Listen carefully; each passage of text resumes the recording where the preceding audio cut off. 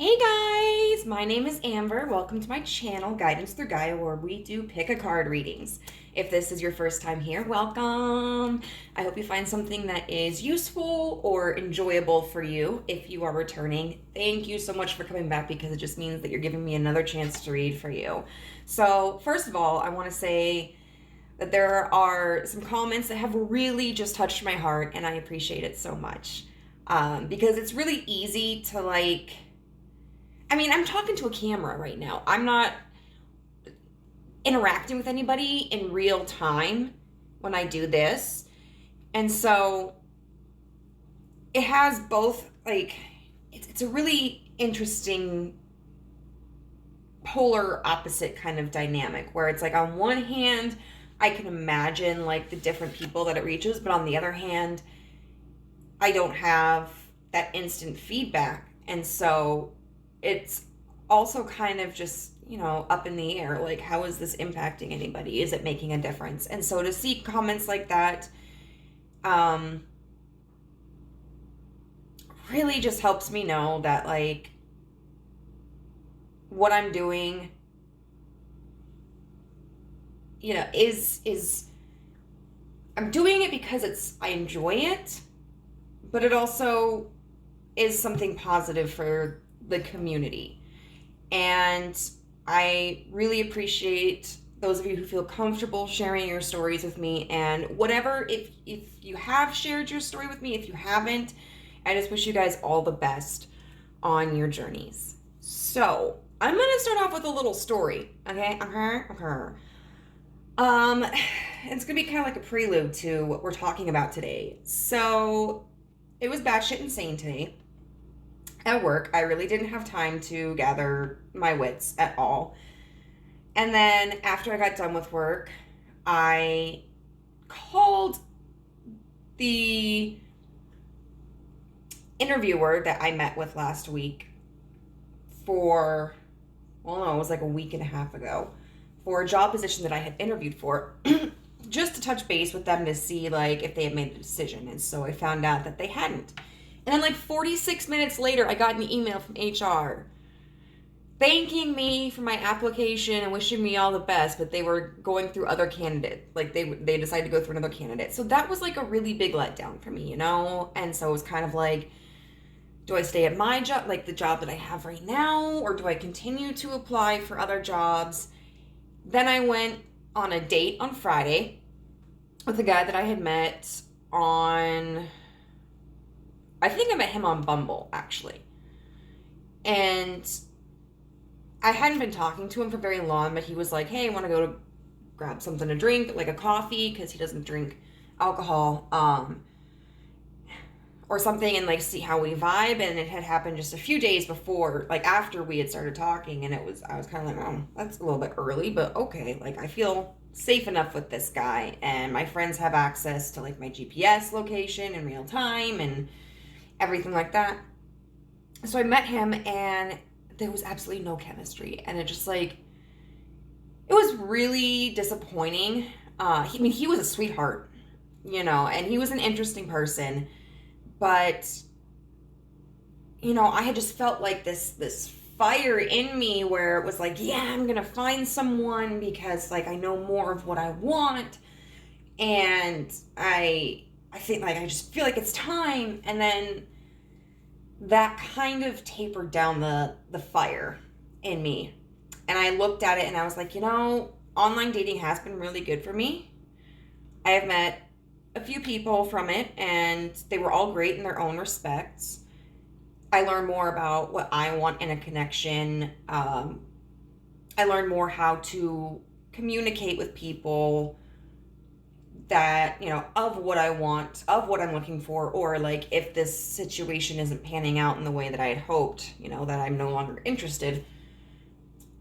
And so it's been very beneficial in that respect. But reflecting upon the kind of person that I'm looking for, I realized that because my shy ass wants someone who's more bold and outgoing and extroverted and spontaneous, they're probably not going to be online looking for something. Unless they're looking for booty. Maybe they're looking for booty. But I don't want to just get booty.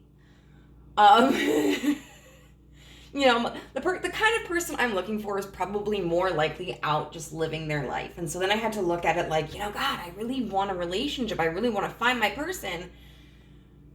But, so do I keep doing this? Because I'm not really making the connections that I had hoped to make. But at least it feels like I'm doing something. Or do I just surrender and go, okay, my person is probably out there living his or her life, and I need to do the same, And just trust that I'll meet them or someone along this journey. And so that's what we're covering today. We're covering choices. We are using these pre-shuffled oracle cards to look at like what the complication is, the challenge, the question. Then we're going to be using 2 different tarot decks here to break each, like, we're going to keep it simple. We're going to do option A, option B. I'm sorry, y'all, because I know there are probably more options, but this is already a lot of cards for me. But we're going to break them down and see, like, what the 2 options are, what the pros of those are, what the cons of those are. And then we're going to be getting some more oracle cards to look at advice from the universe on how you can make the decision. Because it may be that there's like one very clearly positive decision and one like clearly negative decision. But I mean, there could be complications even in that. Maybe the negative decision is more like emotionally attached to you than the positive one, like, and how do you cope with that? Like, how do you do something that is right for you when you feel so attached to another outcome? Or it could be that both present as really good options or really negative options, so then it's like, where do we go from there? Where do we go from here? With battles done, we finally won, so with sound of victory cheer, tell me. Sorry, Buffy the Musical. Where do we go from here? Okay, I'm done. So, let's see. We have 3 piles here. We have pile 1 with this cute little moth guy. He's like, hi.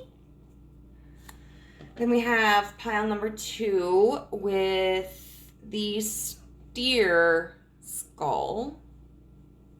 Very beautiful. I'm not even going to get into another story. Not getting into it. Save it for later. And then number 3, we have this beautiful crescent moon. So, pick whatever pile or piles feel as if there's some kind of connection. And I'll see you there. Bye. Hey, group number 1, you chose this moth. I keep wanting to say lunar moth, but I don't know if that's what this is. And this is going to be, your reading on the pros and cons between option A and B. I don't really know, like, what a good title for this is, so I'm still working out the kinks. How we're going through this, like what we're going to do is already in the intro. I'm sorry, I know the intro is a little bit longer than what I normally do, but we're just going to like jump right into it. So this is going to be the problem. It's me. I'm the problem. It's me. 32 with the cave. And now you might see symbols or numbers or images that kind of confirm for you or stand out to you. Endless abundance here. 38 with Imam Coli in root, but in the reverse, which is like the challenging aspect of it. So for the other ones, like the Wild Unknown Tarot, you can also do challenging aspects, but I'm just trying to get to know the cards first because there are a lot of them. Then we have card number 29 with Breakthrough. and number 1 with action leads to success. So I think there are a lot of interesting things here. What I do feel like is this message is primarily about, do I stay in a situation that is familiar to me, so potentially like comfortable or safe, or just like you know what to expect, but it's not really what I want, it's not offering me any growth? Or do I put myself out there and try to experience something new without certainty of the result, but something that like could potentially benefit me even more in the long run? And that is a very challenging question. You know, some people are really driven by that challenge, you know, of growth and exploring possibilities and, you know, making mistakes and learning from them. And some people, like me, wish we could be like that, but are more comfortable when we kind of know what to expect, even if what to expect is something that isn't really fulfilling for us, or may not be fulfilling in certain ways, or just isn't allowing us room to grow. The first thing that I noticed with these cards, I thought this was very like a beautiful synchronicity. So with this 32, the cave, and then we have endless abundance. So we've got this woman looking upward, and she's got the moon in the background here, but she's also got an image of the moon right here. So it's like above her head. And then we've got the cave here, which has this beautiful symbol. And that just reminds me so much of that card. And then you've got like the eyes here. So it's almost like this symbol is above whatever is located in this cave. And so I think that is really a testament to how much there's this internal desire to achieve more. This passion, this inclination towards progressing, making yourself better, stronger, exploring opportunities that may be more successful or successful in different ways. And I would say, honestly, like that's really like at the core of who you are. You can look at it as kind of like what defines you, or you can look at it as like, that's your spirit. That's like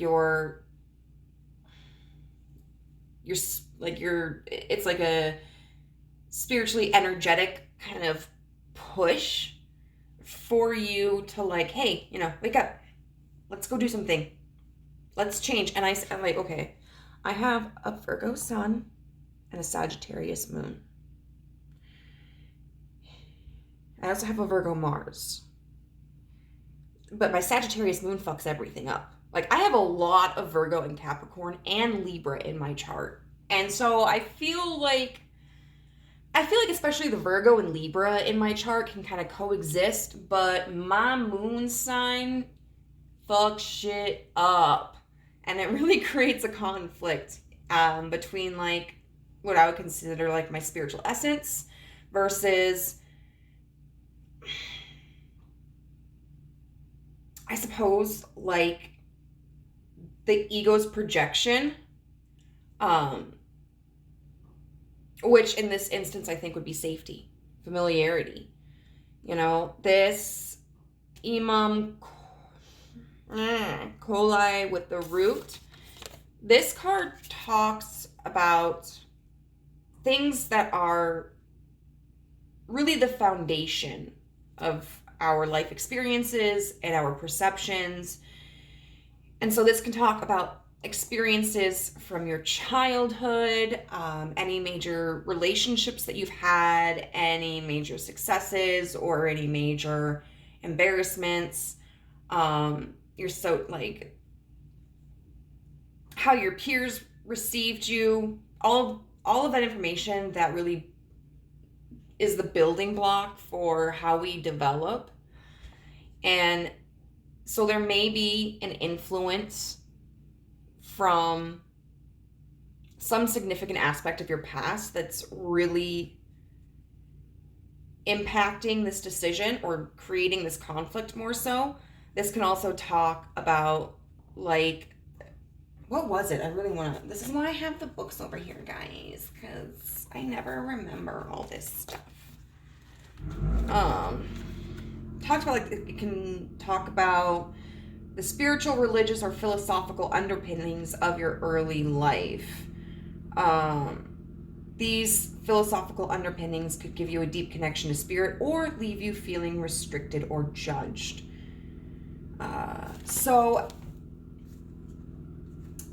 for me, for instance, like, I did not have a stable household growing up. I, by the time I was 18, I think had lived in like 13 different houses, apartments, trailers, duplexes. I was moving every 2 to 3 years. And like, we weren't even moving to different towns or different states. Like, we did that once. But it was just, you know, we'd find a property in a better location, or we would go like, oh, hey, like, we can afford a house now. And then all of a sudden, a couple of years later, it's like, we can't afford this house anymore. I transferred schools a lot just because I had difficulty making friends. My home life was catastrophic. Like, there was just fighting and arguments, and it was a visceral environment. So I don't like a lack of stability. I don't like surprises. I don't like rapid change in environment. I'm just now starting to have respect and love for the Tower card, y'all. Like, I used to just, my heart would drop whenever I would see it. But that's because of everything that happened in the past. Mixed in with my personality, because personality plays a huge part in it too, you know? I could know somebody who's been through the exact same bullshit that I've been through, but if they have a little bit of a different personality, they might be somebody who seeks out change, you know, doesn't like structure. There's a lot that goes into developing who we are as a person, but I'm just saying, like, for me, sometimes I stay in situations that are not the best for me because I do know what to expect. And it's like, well, at least I know what I'm going to get with this. If I take this route, which seems like it's better, I can't be sure. It could be worse. I don't know. I feel like this card could also talk about, like, feeling as if making a major decision to change the direction that you're going in could feel like it would uproot you. I'm also being called to look at this cave card again. This could very well just be like, I don't know, this hand trying to go in and poke this creature in here, and this other hand trying to stop it. Kind of like this curiosity, but then this hesitancy to follow through with it. So we have Breakthrough here, which this is a very interesting card. It talks about, like, lizard brain, which is about maintaining something for such a long time that you avoid change, you don't know how to adapt. And this eye, you know, it's like looking upwards, and it's almost in awe, but it's got this horn piercing through it, you know? Kind of really damaging its vision. It kind of makes me think of a narwhal. And there was something really interesting in this card too. Please hold.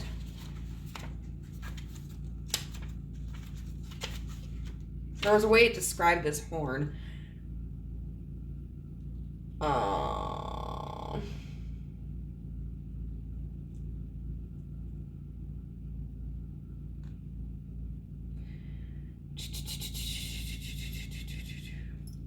Sorry. is it talking about? The eye opening in this image is likened to a seed ripping open to become self-realized. The reptile head on the bottom of the card represents our unconscious reptilian brain, the limbic system. This part of our brain represents fear, flight, fight, addiction, and other emotional behaviors. So it's as if there's this part of you that's trying to reach out, and yet another part of you that is withholding that. And then this action leads to success. So these dragons are representative of good luck. The catch is, like, it's got to be something that doesn't fuck with other people too much. It talks about not being like selfish desires, but something that is good for both you and the rest of the universe. Which I will say this, if this is a decision that, I mean, doesn't really seem like it's going to impact the world or something like that, I would just say that this is probably like making a decision that wouldn't maliciously or needlessly hurt someone. You know, like, there's a difference between I have to do something because it's really good for me, but I know it's going to be a disadvantage for you, but like I'm taking care of myself. And I don't really give a fuck what happens to you. I'm going to do what I want. I'm not taking you into consideration. Like, and I know for those of us who kind of experience like anxious attachment styles, and who are hypersensitive, if we feel the least bit like we are inconveniencing someone, we will do the least controversial action that we can do because we don't want to upset anybody. But like, you can't stay in a situation that is hindering you just because it benefits somebody else either, you know? There has to be this balance. But the thing is, like, you have to work for this too. You know, so there's really this desire to just, I feel like there is this kind of like fire burning in you to like make a move. But then you question yourself on that. It's like, is that really me talking? Is that really in my best interest? Or like, am I imagining a fantasy? Like, what if this doesn't turn out the way that I want it to? Then I could be screwed. So if that sounds like something you're going through, let's get into it. I really feel like using the White Newman for option A. I might move these cards down here.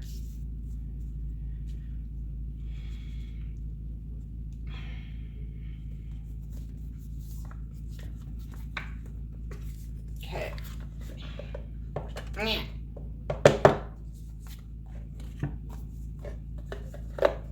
And I'm probably like, okay, so before I film the second pile, I'm definitely putting these back into their boxes.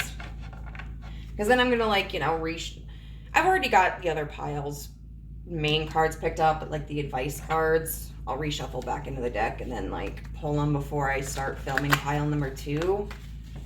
This is a lot of cards, guys. So many cards.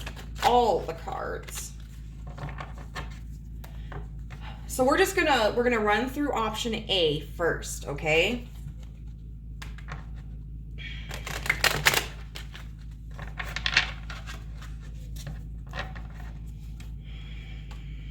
And we're gonna look at what option A is, the pros of option A, and the cons of option A.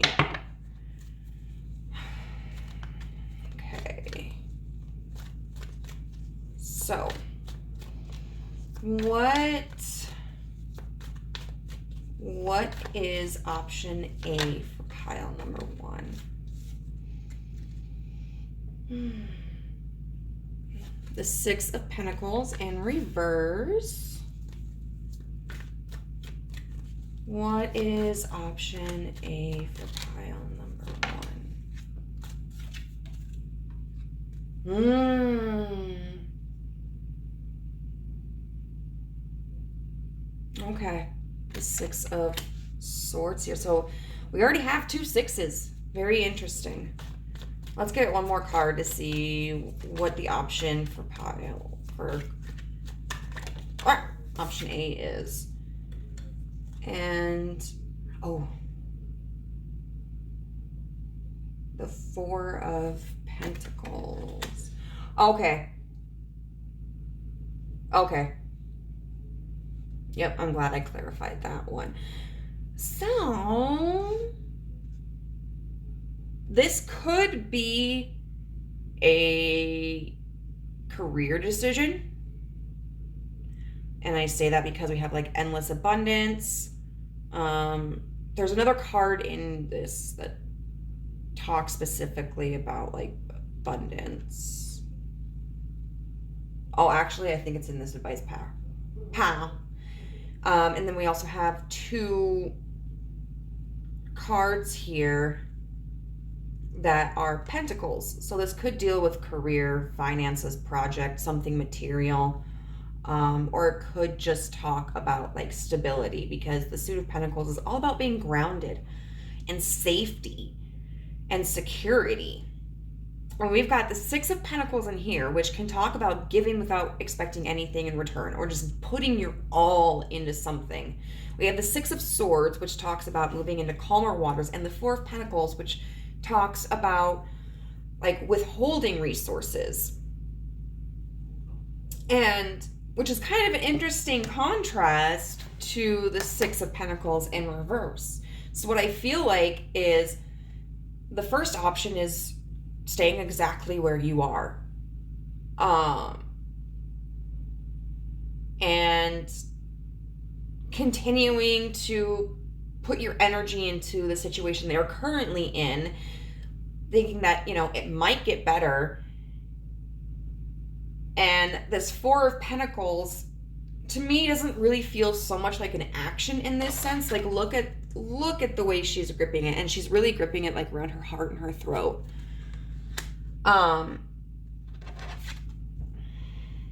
This kind of makes me, because with this depiction of the Four of Pentacles, it makes me think of like the chakras right there. Just like, it won't upset the balance. I will be safe. I will be secure. So, what are the pros? I am sorry, I am not taking all those. There's a meme I gotta post about this because I saw it and I busted up laughing. What are the pros of doing this? The Two of Pentacles.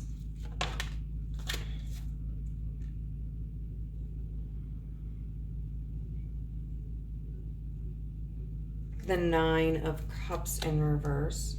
Just kind of an interesting pro to have.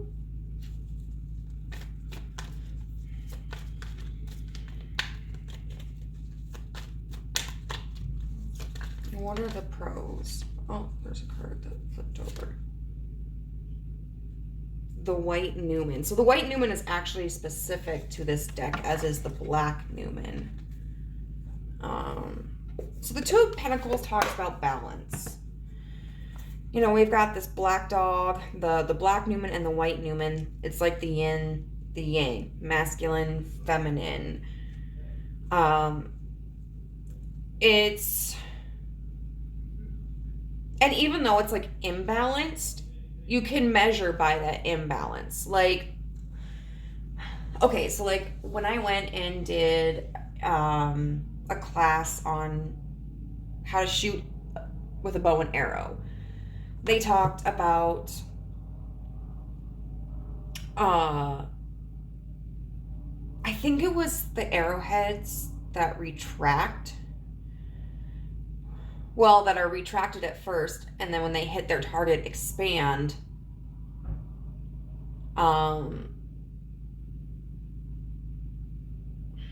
They were more, I think, reliable. I think it was they were the ones that were more reliable with the trajectory. Yeah, they were, because of the way they were designed. I have the broadheads, which are the ones that don't expand when they hit the target because they're already expanded. Like, the shape you see is the shape you get. And a lot of places will not allow people to shoot their broadhead arrows because of the damage it can cause.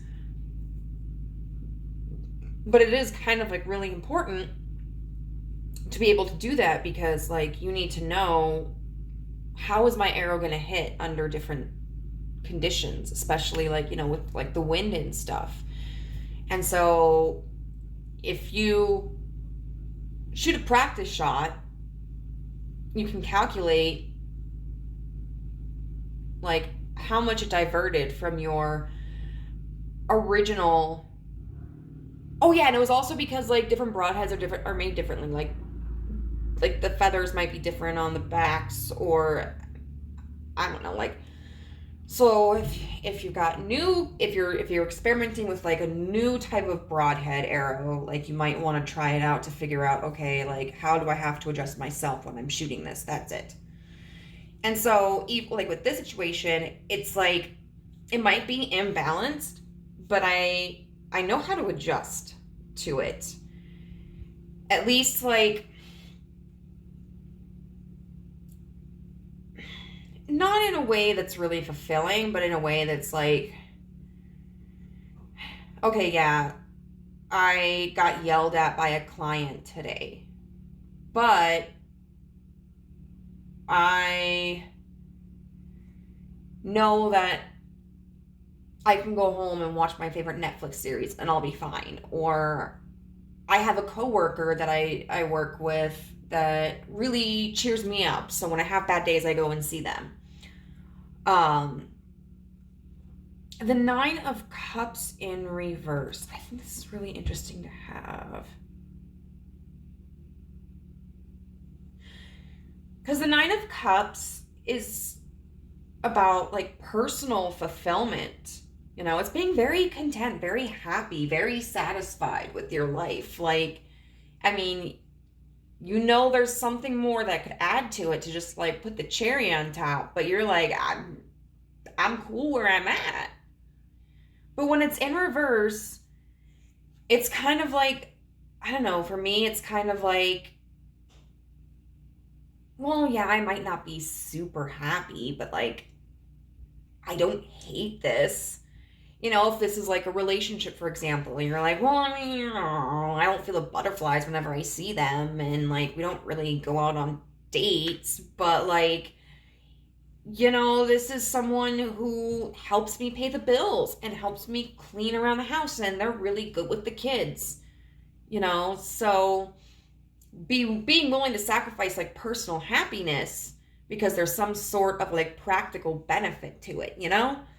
And then we have the White Newman. I was like, and I don't draw this card often enough to like remember exactly what it is. If anything, I draw the Black Newman more. Where are you?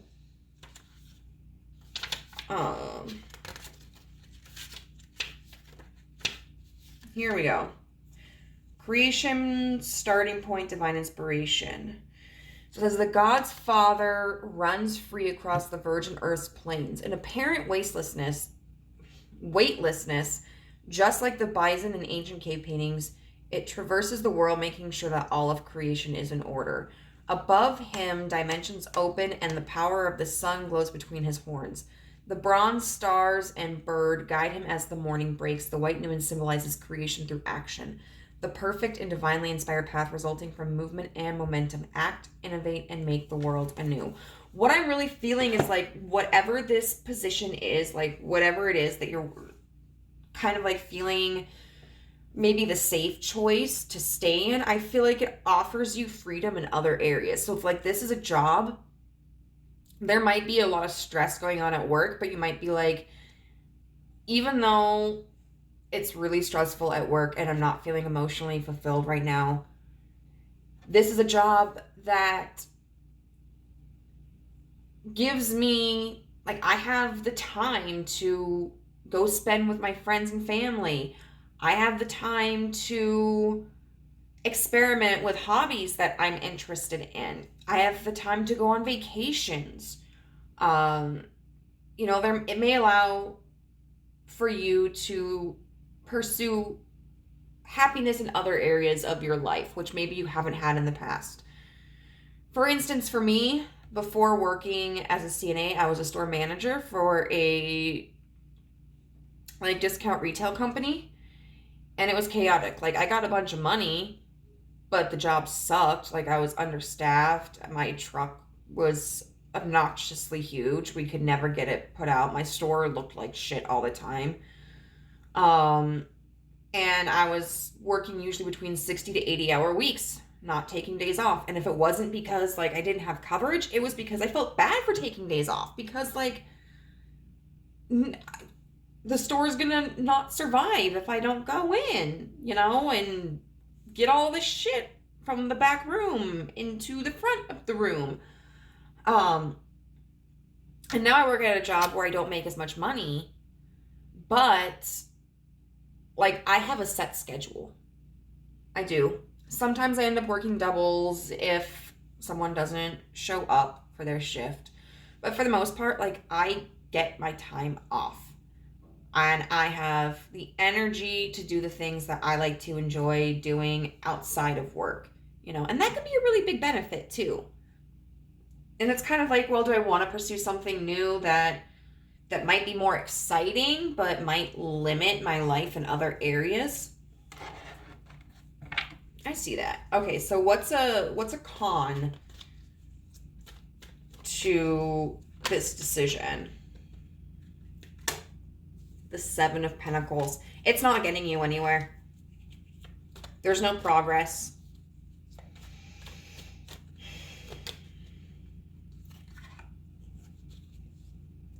The Eight of Pentacles.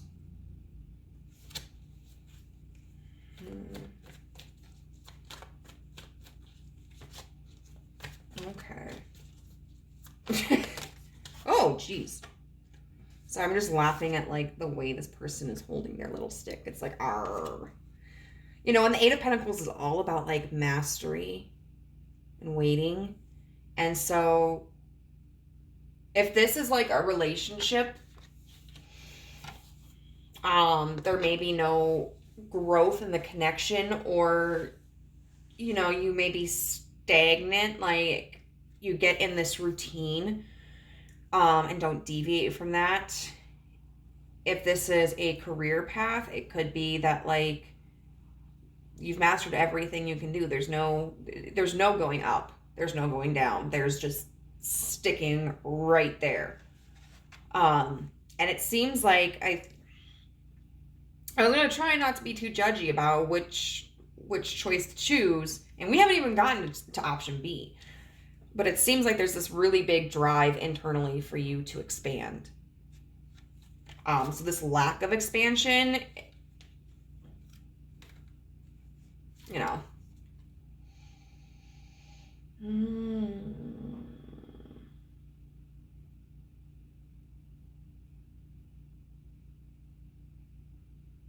The Lovers, which a lot of times I take as a very positive card. But in the story of the Lovers, when we look at the Fool's journey, the Fool meets his partner, falls in love with them, and spends, amazing years together, and then eventually hits a crossroads in his life where he's wait, I was on a spiritual journey. Do I want to continue that? Because my boo can't come with me. They don't want to come with me. They're happy where they're at. So if I continue my spiritual growth, I'm going to lose them. But if I stay here, then I don't get to grow anymore. And so at the end of the story, they do part ways, but they do it amicably, where it's thanks for the times we shared. Love you, miss you, see you on the other side. And this one, it's they're very, very comfortable. It's almost in this context feeling a little bit of devil energy, just in the sense of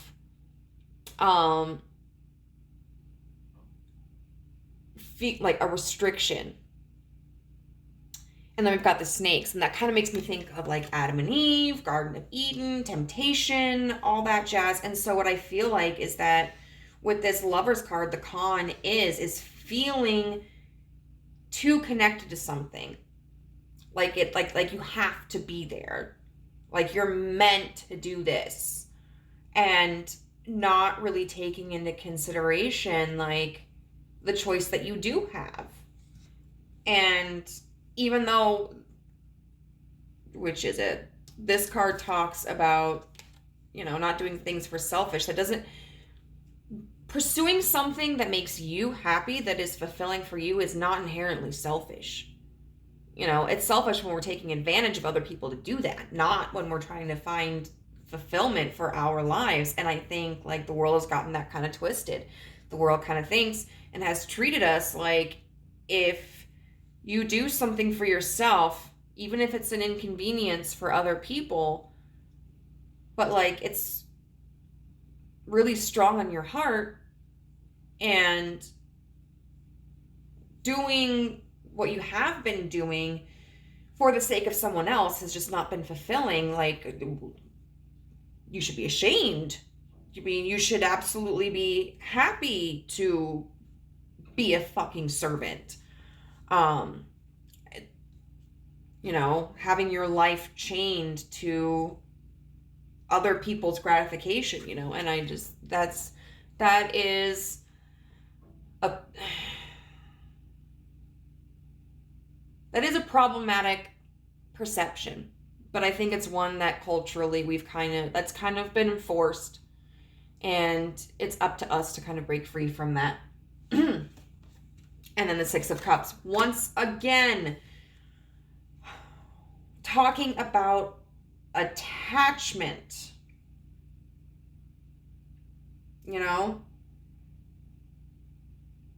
talking about attachment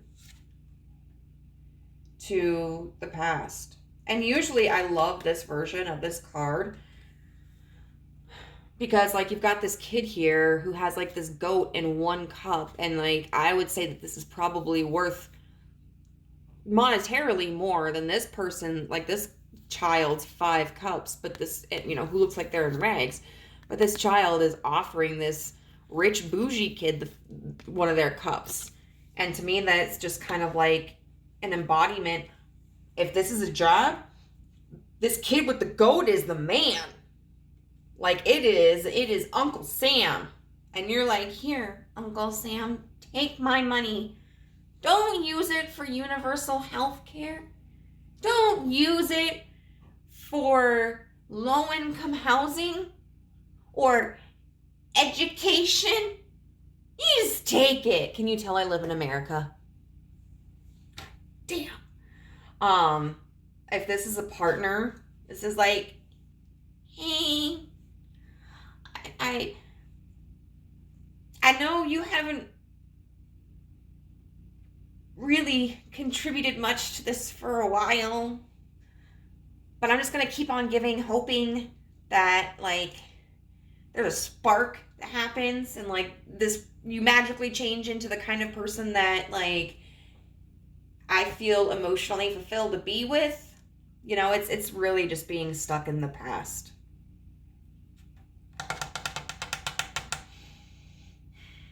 I kind of want to get another outcome. So like, how would this impact what impact would this have on your future if you selected this?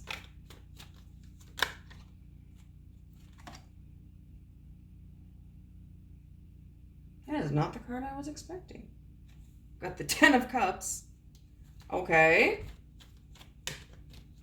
All right, universe, you just threw a fucking curveball at me. I'm swearing while I still can. The Page of Pentacles in reverse. Because we're talking about something that isn't like emotionally fulfilling, but then we get like the damn 10 of Cups.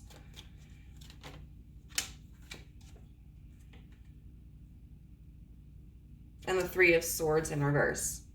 I think there is, what that means is that there is some kind of emotional relief, because for one, Page of Pentacles in reverse, you don't have to invest anything serious into this option, right? Like, you've paid your dues, you know what you're doing, you know what you're getting, like, you can just keep it at the minimum. And then the Three of Swords in reverse, like, it's safe. It's safe. Okay? All right. All right, all right, all right.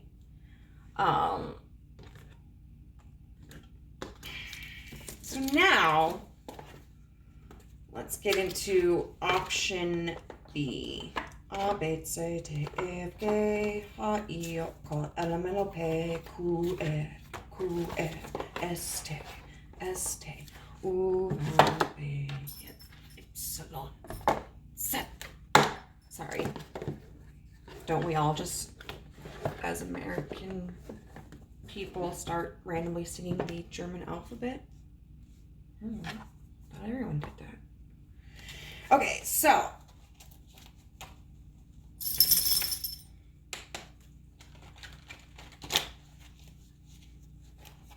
and I think, it would continue to offer you a lot of freedom in your personal life if you stuck with this option.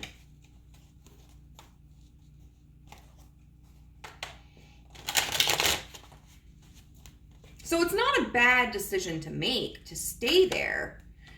It doesn't look like you're really going to be miserable, hate it.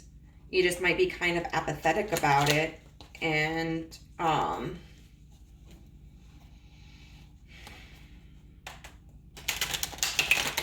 but be able to really enjoy, like, your time away from the job. All right, Spirit, what's option A? Option B.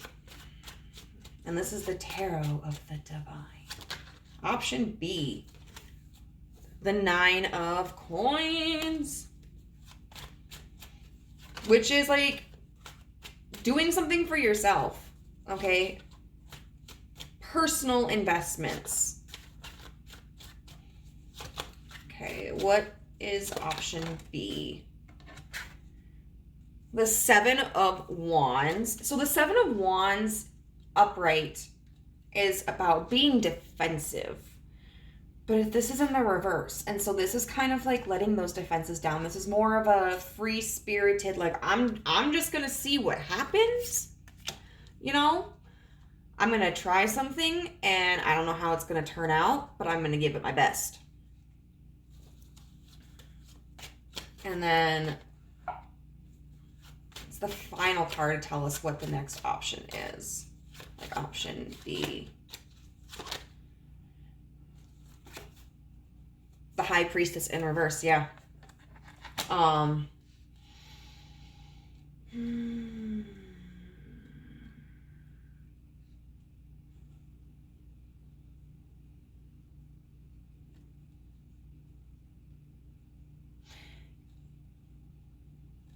The High Priestess is somebody who can be very secretive. But she's very in touch with, like, her intuition. I want to see what this book says about. Leave me alone, Tinder. I am no longer interested in meeting hot singles near me. I mean, I am, but not from you.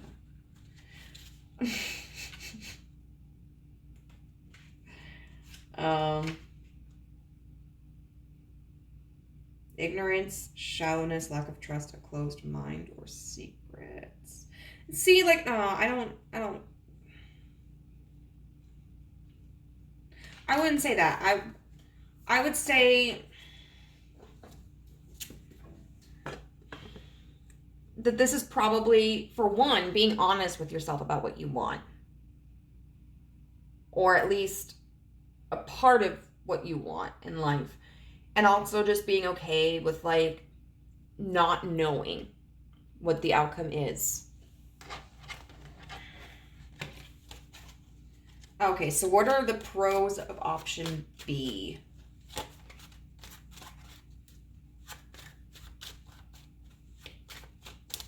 Because, I mean, like, cards can mean have like a little bit of a variation depending upon the context of the question. Like, I like to look at the Devil card upright because the Devil card can be about unhealthy addictions or restrictive perceptions, or it can indicate like abuse, but it can also just be about allowing yourself to enjoy something, you know, and breaking free from this perspective that like you always have to be responsible or you can't do anything for yourself. It can be about, you know, a strong sense of confidence in yourself. And so definitely in a lot of situations, the High Priestess in reverse could be a really negative card. In this situation, it's not. Absolutely not. It's just more about like kind of revealing to yourself, like, or to others, something that you've kept hidden in the past, which may be this desire for change, and then moving on with, you know, through that, not really knowing objectively like what's going to happen. Okay, so we have the Page of Cups in reverse. We have the 10 of Swords in reverse.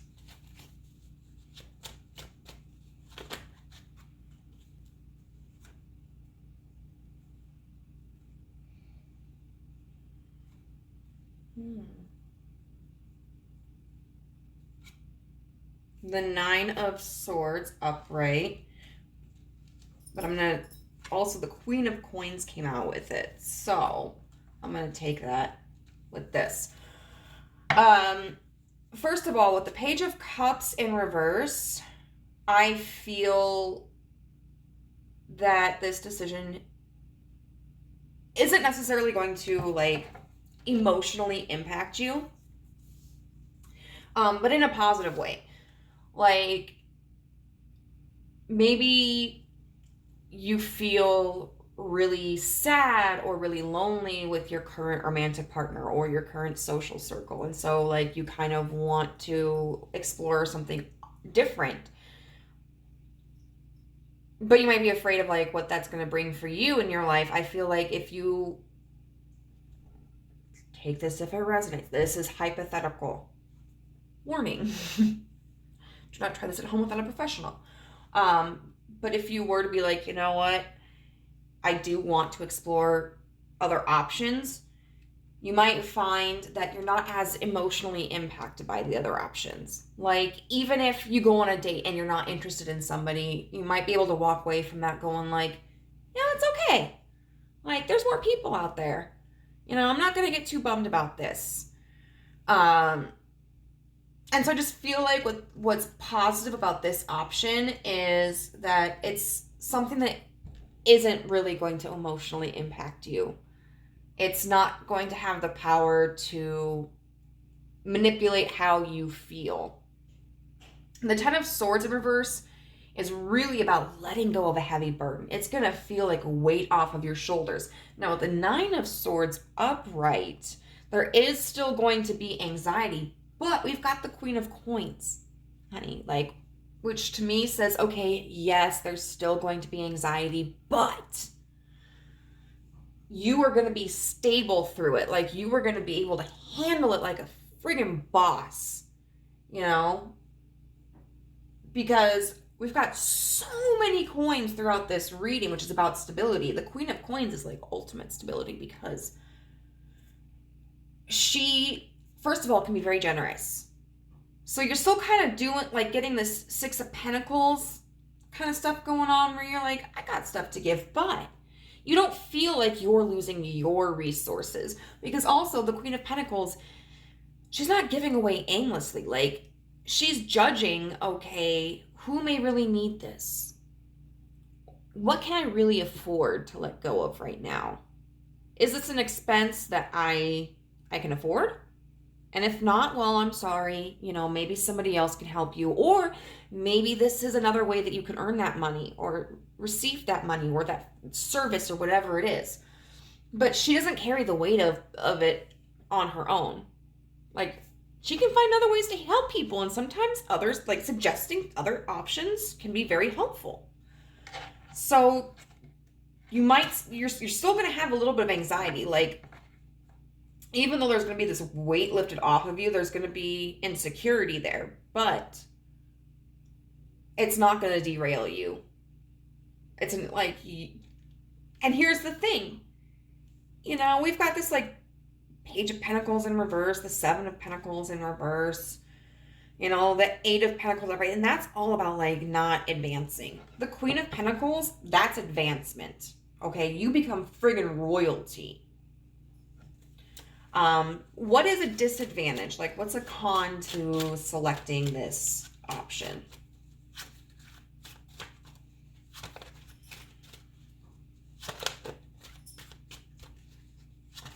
What's a con to selecting option B?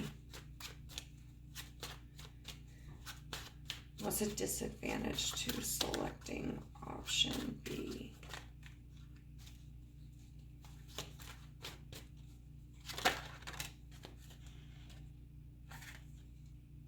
The Page of Coins in reverse.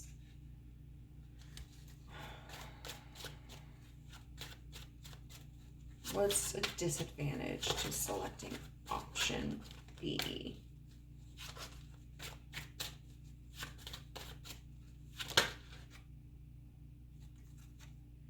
The Six of Wands in reverse.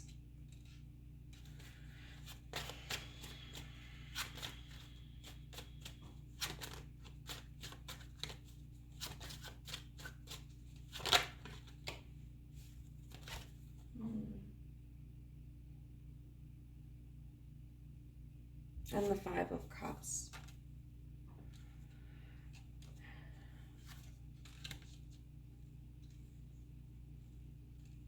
So I think this is really a situation of, it's like, you know, does the benefit outweigh the cost? My personal opinion, for the way this is looking, yes.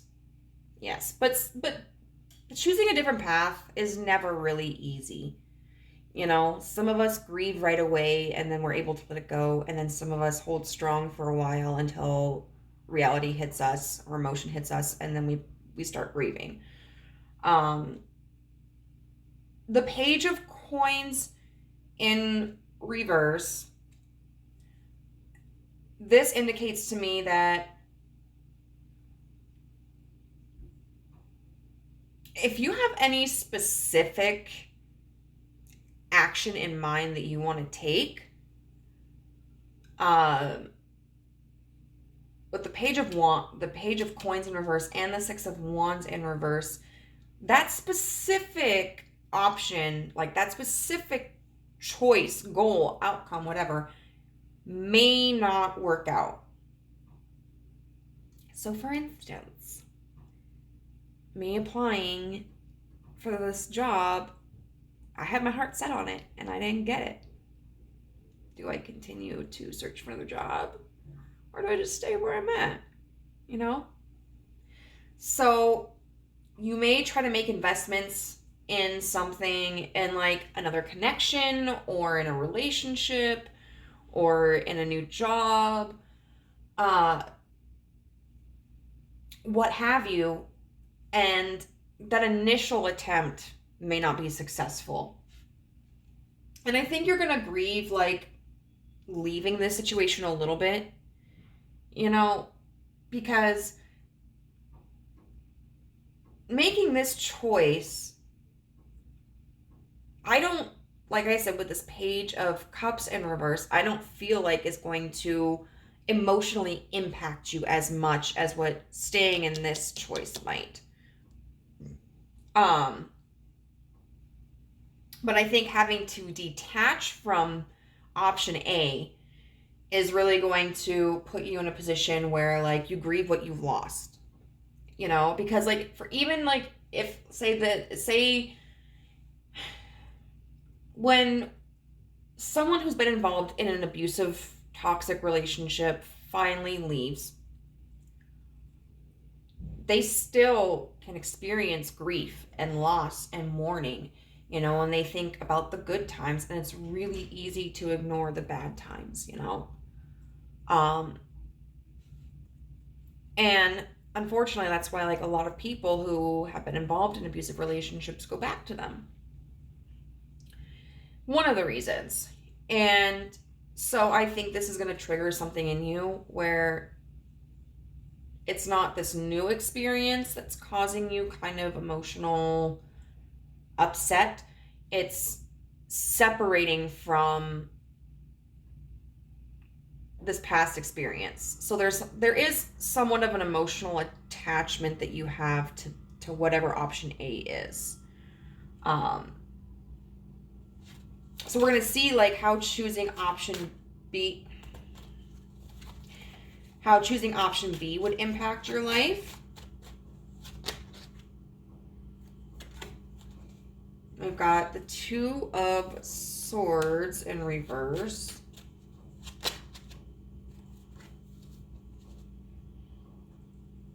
We've got the Four of Cups.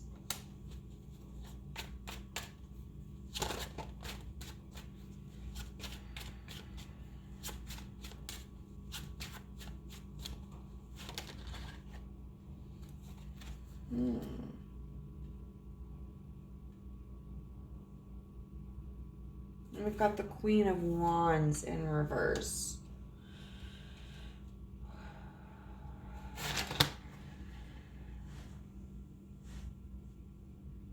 So this Four of Cups, I definitely feel like means this opportunity will offer you like emotional stability, because we've got the Four of Cups.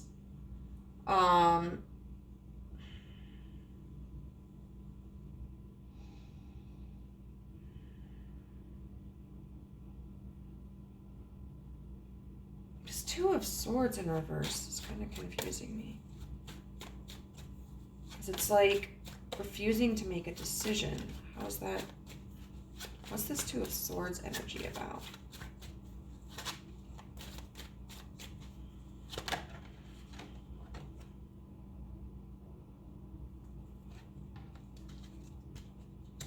The Knight of Cups in reverse.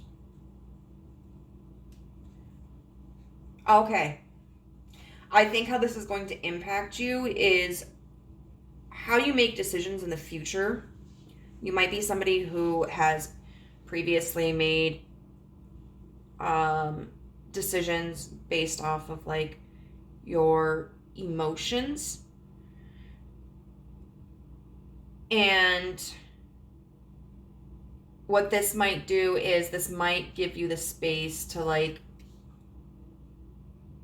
be able to kind of separate your emotions from your logic. I mean, emotions are very beneficial. We should absolutely listen to our emotions, but we don't want to be controlled by them. And if we are making decisions at the whim of our emotions, like if you're like me, that is a roller coaster at Disney World. And so it can be very beneficial also to kind of be able to look and say, how do I feel? And be able to step back from that and be like, okay, so, how does that apply? You know, and is there something that I'm taking out of context, that I'm misperceiving? What is this trying to tell me? So I really feel that how this is impacting is definitely the way that your emotions play in your decision making, which I think is going to be, there's going to be more of a separation between that. And not like you can't feel anything, you know, you're not going to become like a mindless zombie, but it's more like you're not ruled by them so much anymore. And so then when we got the Queen of Wands in reverse, how does that apply? You got the Queen of Pentacles, so you might, I mean, you're definitely going to feel secure, but the Queen of Wands is somebody who is very action-oriented, very creative, very fiery, very passionate. The King of Wands in reverse. Huh.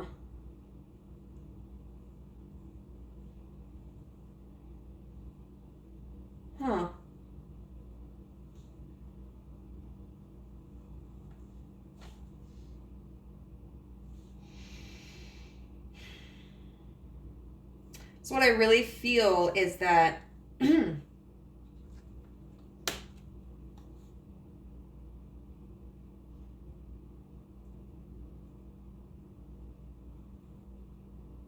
may be some kind of like, if this is a career or something, there may be some kind of like status that you have, or like hierarchy that you are a part of, where maybe like you're a senior in the company. People come to you a lot because you know quite a bit. Or maybe you've made a name for yourself in this particular field. If this is like a partner or a connection, you might feel confident about yourself in the connection because you know where you and your partner or you and your friends stand. But if you choose pile B, you're not going to be like top dog anymore in a company, or in a field. You're going to start over. And you're going to have to work your way up the top. If this is a like pursuing another partnership or a lack of a partnership, or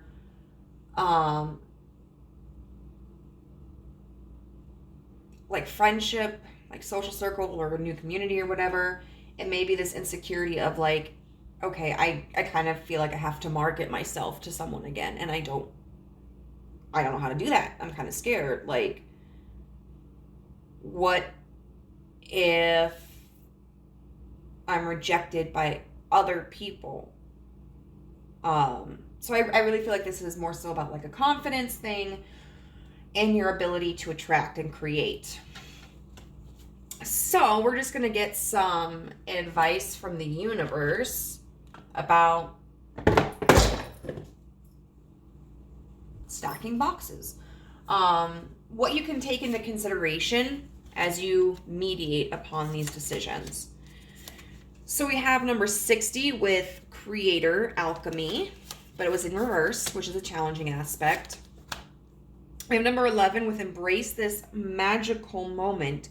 You are in the perfect energetic space for manifesting miracles. Allow your wishes to be fulfilled. And look, I really like this. I don't know. And even if it's like a community or like a relationship, it could be that there's some like financial stability that provides you. Let's see, we got a coin here. And then we have the last quarter moon in Gemini, clear your mind. So first of all, excuse me.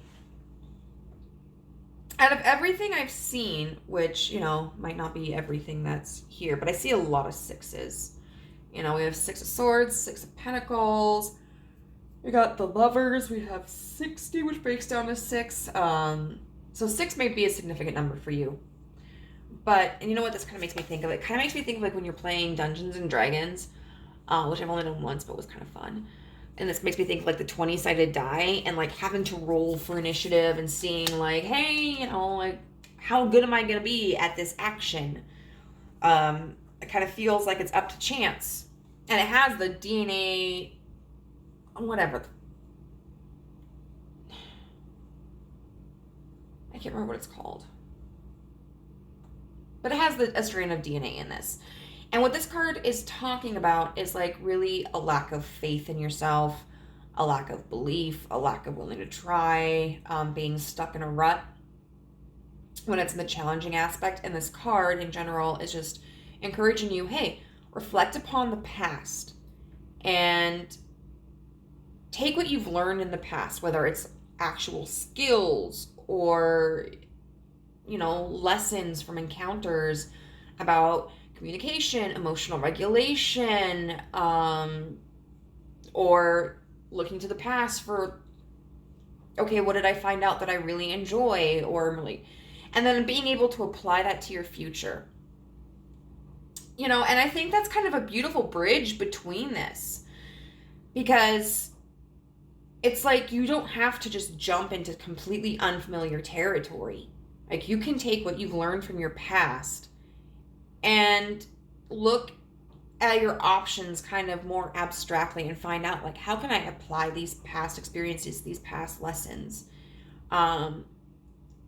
into my future. And that can create a little bit more of a familiar space. So, like, for instance, partner. Maybe there was, like, someone you were with who, I don't know, like, was really romantic. I don't know. You know, and they bought you, like, gifts and took you out on dates, and they kind of, like, they were really schmoozy, but in a good way. And you really liked that. And maybe your current partner just isn't like that at all, but they're very financially stable. And you're like, why can't I have both? You know? And so it's going to take more effort, but you can go, okay, I know I want the stability of my current partner. And, like, in this instance, we've talked about this, and it's just not something that my partner is capable of doing. And there's no compromise there. You know, we've been together for years and been to therapy and talked this out, and, like, we're just not compatible anymore. That's the scenario. You can have both. So you can take the past and, like, I want someone who's, like, really sweet and really gentle and loving and affectionate and romantic, you know, who woos me, but I want them to be stable too. If it's like a job, you know, maybe you can be like, okay, so, you know, this job, I like that I have free time because, you know, I never work weekends. But I don't like that sometimes I have to work overtime. I don't know, like, because I work in retail or whatever. Well, okay, if you work in retail, you're working weekends. That's a bad example. Okay, so maybe it could be like, I work retail, and I like the fact that, you know, I can only work so many hours and they won't give me overtime, but, like, maybe my schedule is all over the place because they want open availability. So I work weekends sometimes, and I work mornings sometimes, and I work evenings sometimes. So I'm going to transition into a job that I think would be a better fit for me emotionally, because this is getting really stressful on me. Like, I work best with consistency. So I want a job where, okay, maybe I have to work some weekends, but I only work days. There's no flip-flopping, so I know what to expect, you know? And so that allows me to really ground myself and become more stable. And so it's a compromise. Like, you get a little bit better in the situation, and you're like, okay, so what kind of job could I do where I could do that? And I don't know, maybe you really like working with kids. And so you're like, oh my God, hey, this preschool is looking for people, and I just happen to have a degree lying around that you probably need for preschool. I don't actually know. So this is going to be perfect. You know, preschool doesn't go on the weekends, but we're going to run with it, okay? Because this is where we're at. You know, so you can take, like, and just construct in your head, okay, so, like, what can I take from my past that would ensure that I can have something better in the future? We have embrace this magical moment. You are in the perfect energetic space for manifesting miracles. Allow your wishes to be fulfilled. And this is so much about just having faith in yourself, believing in yourself, because a lot of what's surrounding group, like, option A, because it looks like you really do want to move forward, but you're clinging to option A because it's safe, and that might be because you don't believe in yourself, or you don't believe in external forces, and the universe is really saying, like, take that leap of faith. Like, trust yourself, because if you're focusing so much on the negative, then you're not giving yourself the opportunity to accept something positive. And then we have the last quarter moon in Gemini with clear your mind. So Gemini, it can be very polarizing. People either love or hate Geminis.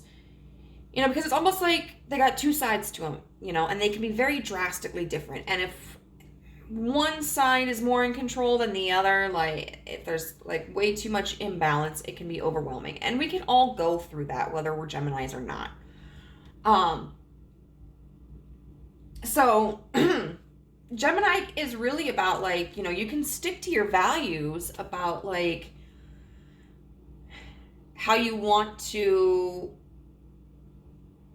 interact with others. Like if you're somebody who is like me, who feels very attached to how I can benefit others, if I want to leave my job, I can just be like, well, I'm going to apply for another job and I'm going to tell my boss about it. I'm going to give my 2 weeks notice. I'm not just going to dip out, but I'm also going to do what's best for me. And as much as I care about the people there, I have to detach myself from being responsible for all of their success, And it's really about like clearing your head, as it says here, because sometimes our head and our heart can say two different things. And I'm not going to say the heart is always right, because it's not. Sometimes we're too much in our heart center and we're throwing all reason and rationality to the wind. And that can get us into pretty dangerous situations. But being too much in our head can really limit us as well. And so it's just kind of like, take time to let go of the worries, get out of your head. You may need to take some time off or to get away for a little bit, to get out of that situation and that circumstance, so that you can be far enough away from the environment that it's not impacting your decision. You may need to just like do some meditation. Sometimes it's like looking at a math problem for me. Sometimes when I would look at a math problem, I would be staring at it so much that I couldn't figure it out, and I get really pissed off. And so I'd walk away, and 40 minutes later I'd come back and the answer was so simple, because I wasn't like so hyper focused on it, and I gave myself to decompress and I could see it from a different perspective. So I do feel that, I'm not even going to say, this is not my opinion. This is about you. This is what you can use to make this decision. And I wish you best all. Did you just toot, Jack? I wish you all the best, group member 1. And I have total and complete faith in you to make the decision that makes you happiest. And the great thing about decisions, though, is that if we choose one and it ends up not being what we wanted originally, or not being as fulfilling as we thought it would, we can always make a different decision. We're never stuck. So, oh my God, this was way longer than I thought it was going to be. I am not doing the second one tonight. That's all I have for you, group number 1. If this resonated with you, please let me know how in the comments down below. I love hearing your stories and being able to connect with you on a one-on-one basis. If you haven't subscribed already, I would really appreciate it if you did that and were interested, and then hit the like button on the video and the notification bell to be alerted as to whenever I make new videos. I hope you have a wonderful night. Best of luck. Bye. Welcome to your pile, group number 2, for helping you to assess different options and what impact they're going to have. So you chose the Steer Skull, and this reading did turn out to be, for the last group, longer than what I've done lately. So we'll see how long yours runs. The setup for this was established in the intro, so I'm just going to get started with it. So we have the number 50 with the Bardo. You guys got a lot of cards. We have number 37 with Descendant and Invitation. We have number 36 with Midheaven and Pinnacle, but in reverse. We have number 50 with the 12th house, Introspection. We have You Are on the Right Path. And we have card number 42 with Transformation. So, the first thing that I really noticed when I pulled these cards was we have two 50s. And that brings to mind the phrase 50-50. What that means, for those of you who may not know, is to split something down the middle. And I feel like this is in relation to either leaving something in the past or allowing it to be brought back in. It's interesting that we have the steer skull, and then on this card with the Bardo, which, I mean, that looks like an eye. We've got these skulls around here. And I can take that in two ways, and I think they both apply. I think that means, for one, change. And we see that also in this transformation card over here. I think it can also mean a feeling of death. You know, like there may be this concern of bringing something back into your life that may feel really restrictive, or this feeling of loss if you don't allow it to come back in. So the Bardo really talks about letting go.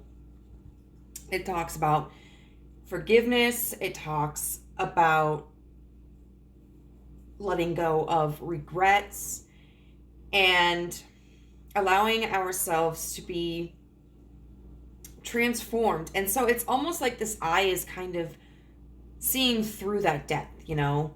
And we often think of like death as a very difficult, traumatic experience.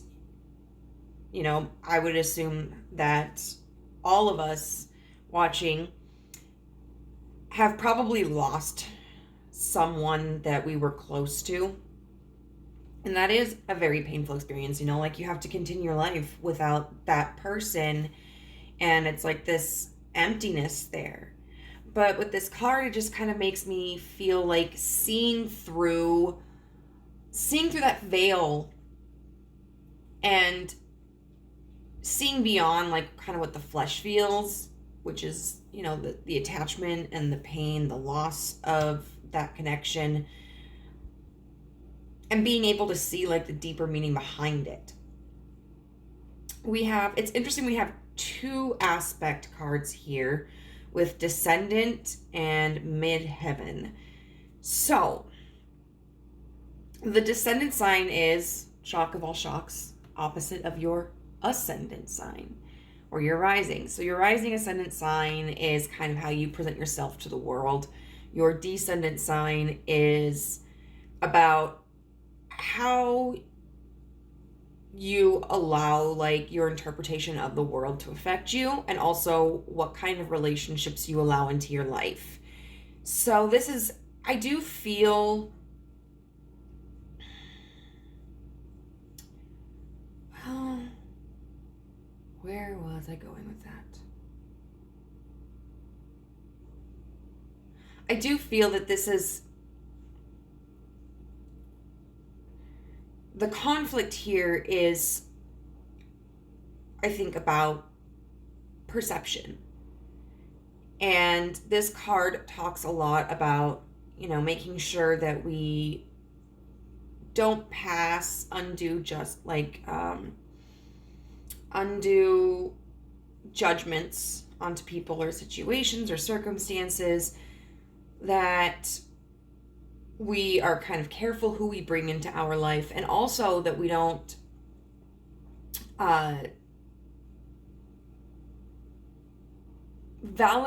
use people or circumstances outside of ourselves as validation in such a way as, like, it gives the example about, like, if you want a romantic partner. So for me, like, as an introvert, I actually want someone who is more extroverted. I want someone who is more spontaneous and more authoritative.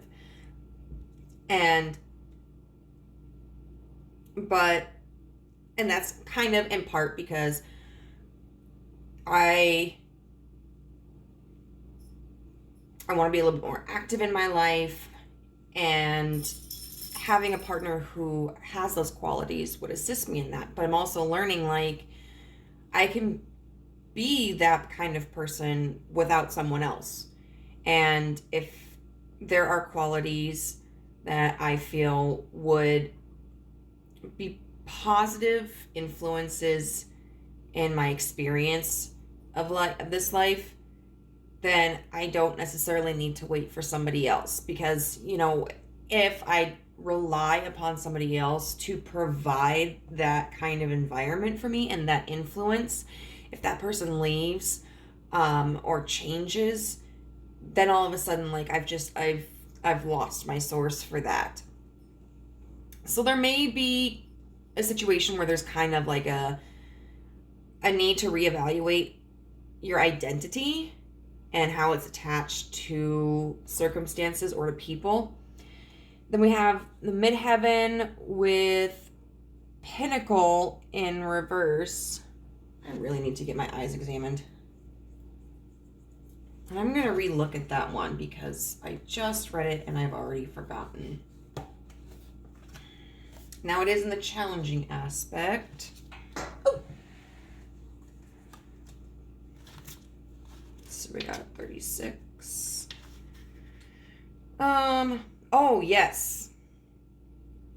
It contains clues about how your family trained you to be visible in the world, your relationship to other people's authority, and how you step into your own personal authority.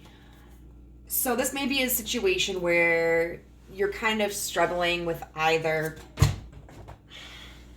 Come on.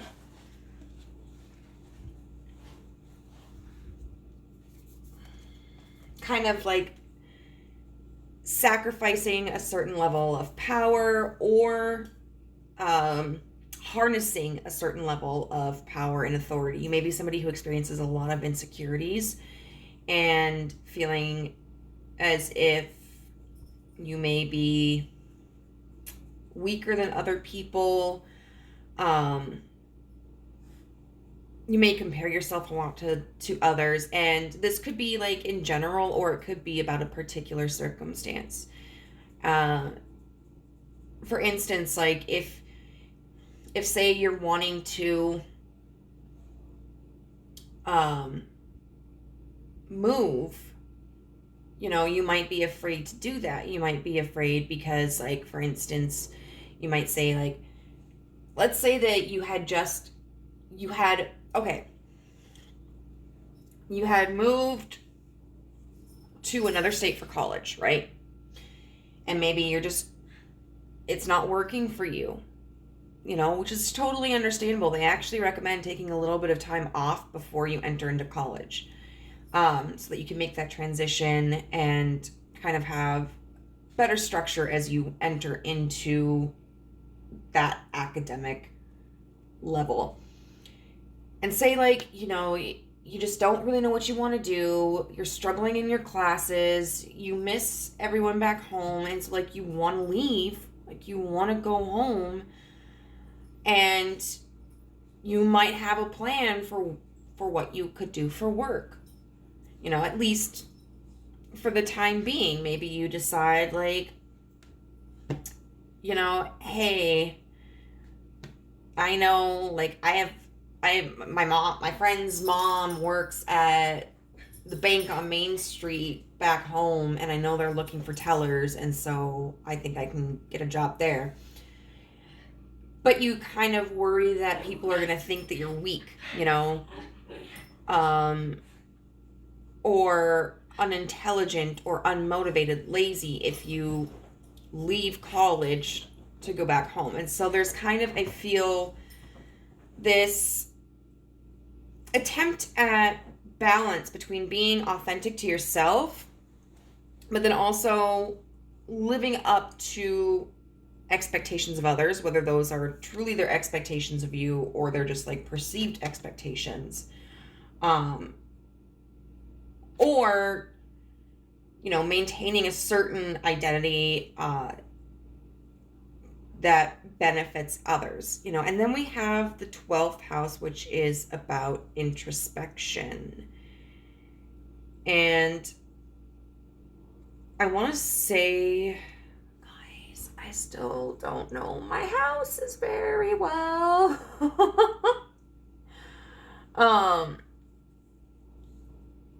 Which is weird because like I've looked at my 12th house a lot. I have. It was a long day, my friends. A long, long day. So let's go back to the beginning and see about the 12th house. Oh yeah, it's your inner child's world, containing both the fairyland into which you might escape and the monsters that live under your bed. It's a place for dreaming our deepest dreams, prayer, meditation.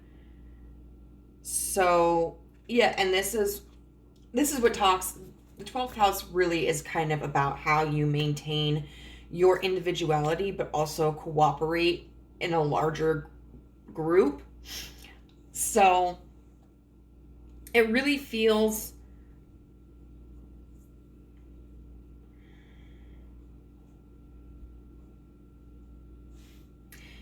like this is a decision that,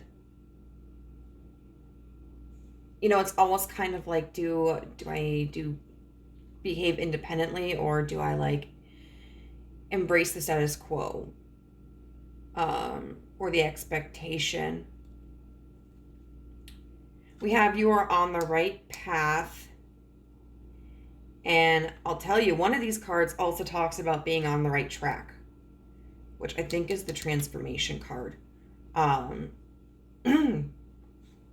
So this could be the universe kind of just popping in preemptively and saying like, yes, you know, you are doing what it is that you're supposed to do. It could also just be indicative of you kind of struggling with that, where maybe sometimes like you doubt yourself and the decision that you make, but then you turn around and later feel more confident about it. You know, I think you are really trying to figure out, like, well, obviously you're trying to figure, this is why you're here. Gosh, Amber, but we'll finish the sentence, even though it's a silly sentence. Like, you're trying to figure out, like, what the right thing is to do. And then we've got transformation, and this is all about kind of, like, not letting the past hold you back and shedding a layer.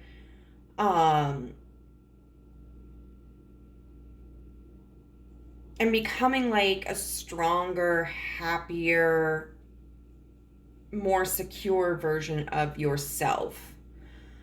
Although I will say that with phoenixes, I wouldn't say there's much of a transformation. That's why this card gets me, because the phoenix dies and then it's reborn exactly the same. Like it never changes shape. It never looks any different. Like it just is reborn as a phoenix. So this could also talk about trying to, or considering,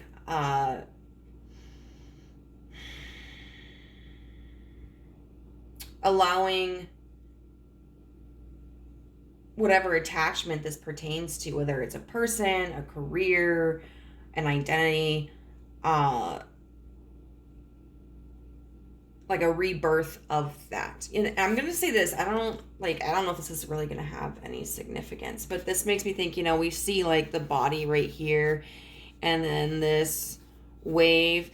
This makes me think, one, of like body temperature, you know, like when you can turn on a camera and see a person's like heat resonance or whatever. It also makes me think of like an aura. You know, so you may be trying to protect like your energy, or other people may be very aware, even if you are trying not to kind of like clue anyone in on the fact that you are experiencing conflict in this situation. They may be able to kind of pick that up. So what we're going to do now, I'm using 2 different tarot decks. We're going to look at option A, and I'm going to get like what option A is, the pros of it, the cons of it, and then probably like how it's going to affect you long term. And then we'll switch over to option B.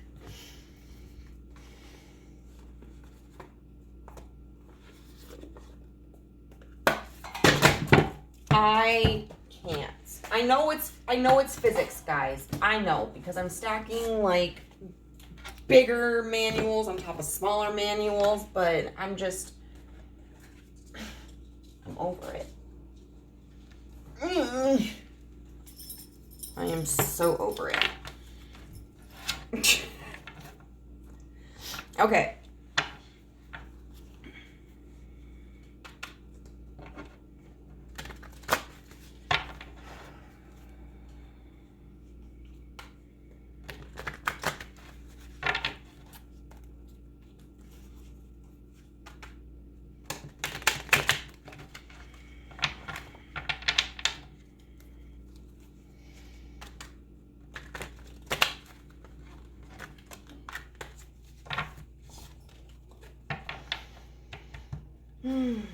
All right, universe.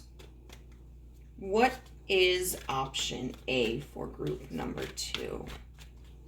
What choice is option A?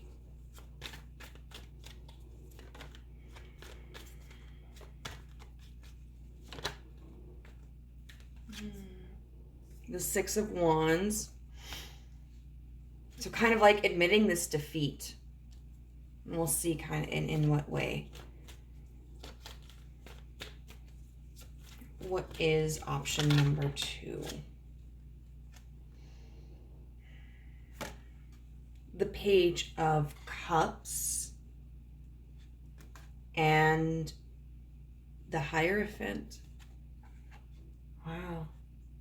So I feel like what this pertains to, I'm not getting as specific a scenario as I feel I got for group number 1.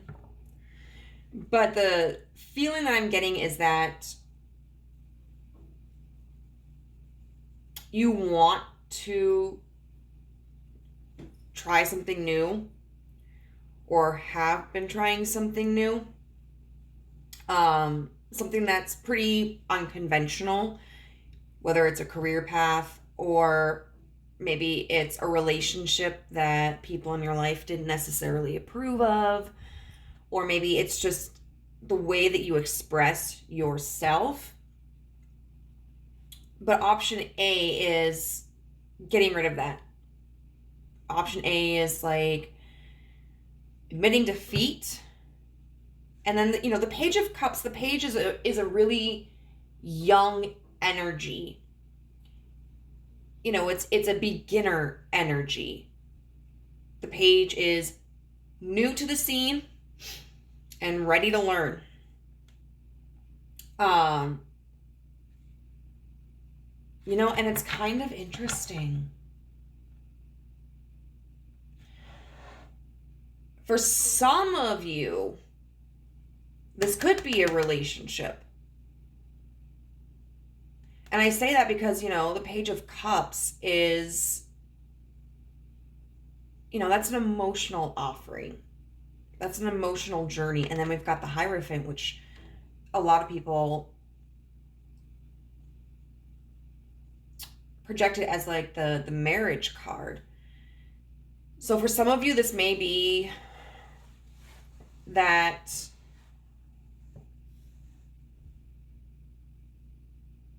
you may be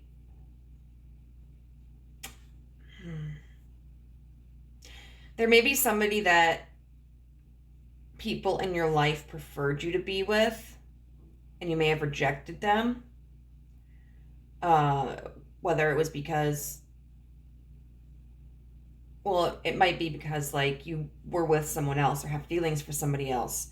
And so for some of you, option A is submitting and choosing the person that the other people approved more of.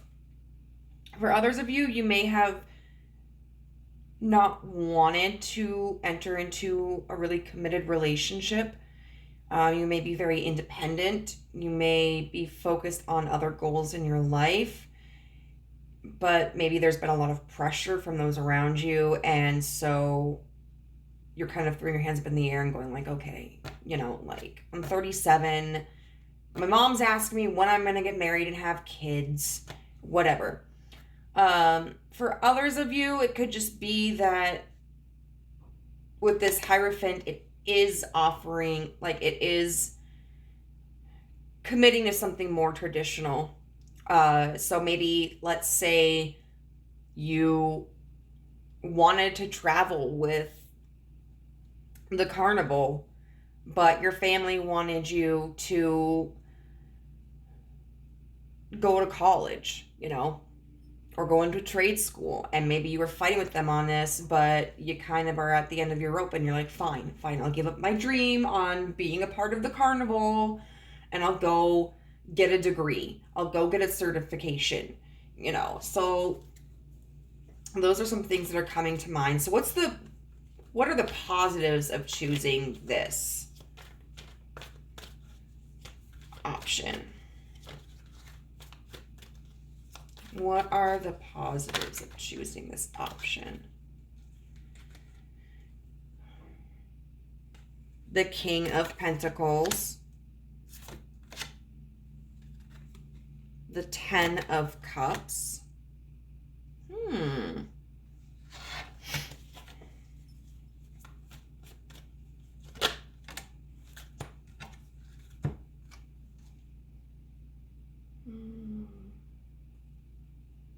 And the Chariot.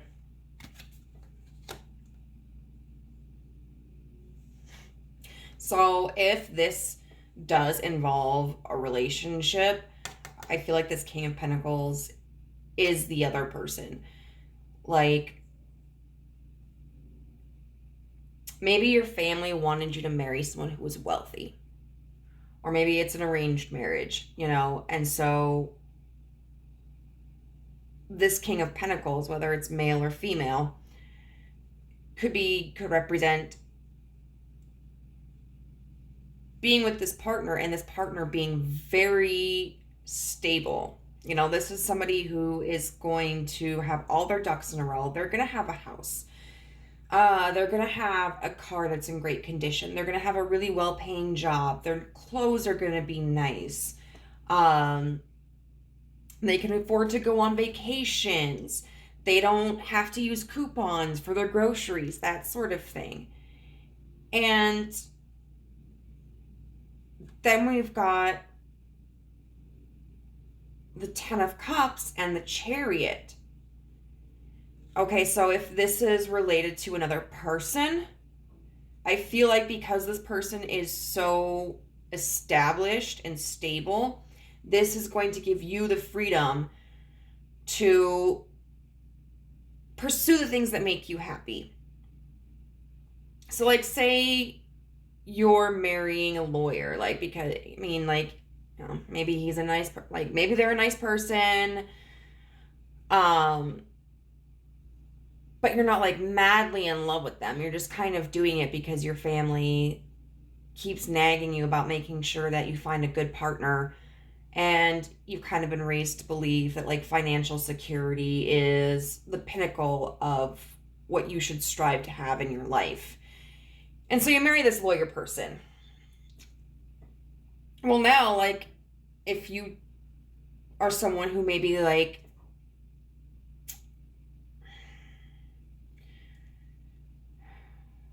doesn't want to hold a regular 9-to-5, maybe you like to do freelance work, or maybe you are an artist or whatnot, you know, this person's position allows you the ability to pursue that, because the Chariot is really an independent energy and it's about movement. you know, or maybe you want to travel the world. And so being with this person affords you the opportunity because you're taking vacations twice a year internationally, you know? If this isn't like another person, I feel like represents you becoming very stable, or the situation itself being very stable and allowing you to once again do what you want. So like, let's say that you wanted to travel with the circus, with the carnival, but you cave and you're like, fine, I'll go get a certification, I'll go get a degree. That's actually going to open up opportunities for you later on down the road to pursue avenues that are emotionally fulfilling for you. You may end up finding that, like, if this is about a job, you end up really liking the job, or that the environment of the job is very fulfilling and like very upbeat and very rewarding.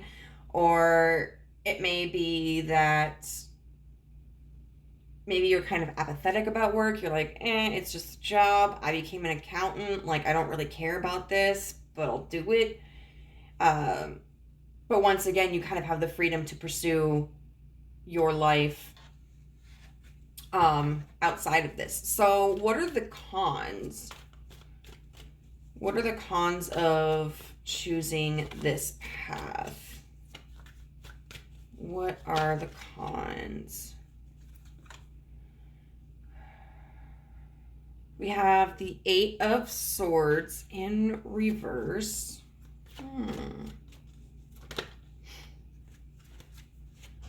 We have the Hermit.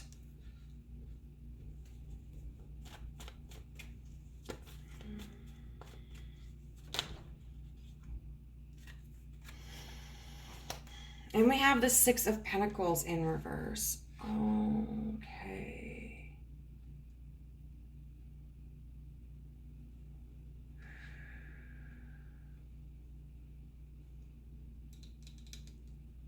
It's interesting. So the 8 of Pentacles in reverse. I want to see what that's about.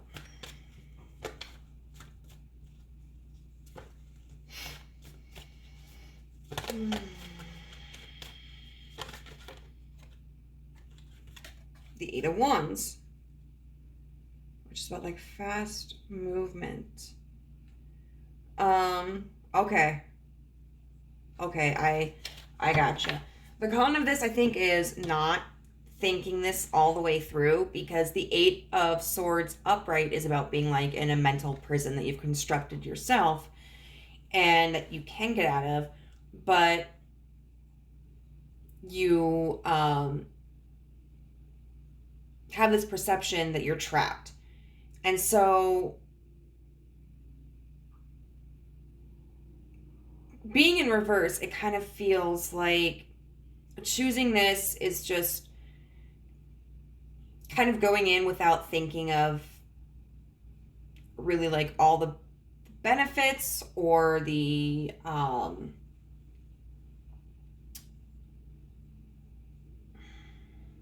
challenges, how it's really going to impact you, how you're going to use it to propel your future. I also feel like this might be indicative of feeling like, you know, I can change my mind whenever I want to. Like maybe this marriage isn't going to work out. I mean, which you can change your mind whenever you want to. But I think it's like not taking into consideration the difficulty that might come into play if you just jump into choosing this option without thinking about it more carefully. Because, for instance, if this is a marriage, you know, yeah, you can get divorced. And if you're really unhappy and there's no reparations that can be made, then you should get divorced. But if there are kids involved, you know, that creates a complication in their environment, you know, and that's going to affect them. Although I will say this, like, it's going to affect them just as much, if not more, if y'all aren't happy with someone and you stay together, because kids can pick up on that shit. Or like, the financial burden that may come with getting divorced, especially if your partner is someone who is fighting you on that and doesn't want to separate. If this is a job situation, it might be like, well, I can always get another job. Which, yeah, you can, but you might not get another job right away. So, is this something where, like, are you going to jump into it? And then if you don't like it, like, jump back out without looking forward to, like, what other options there are?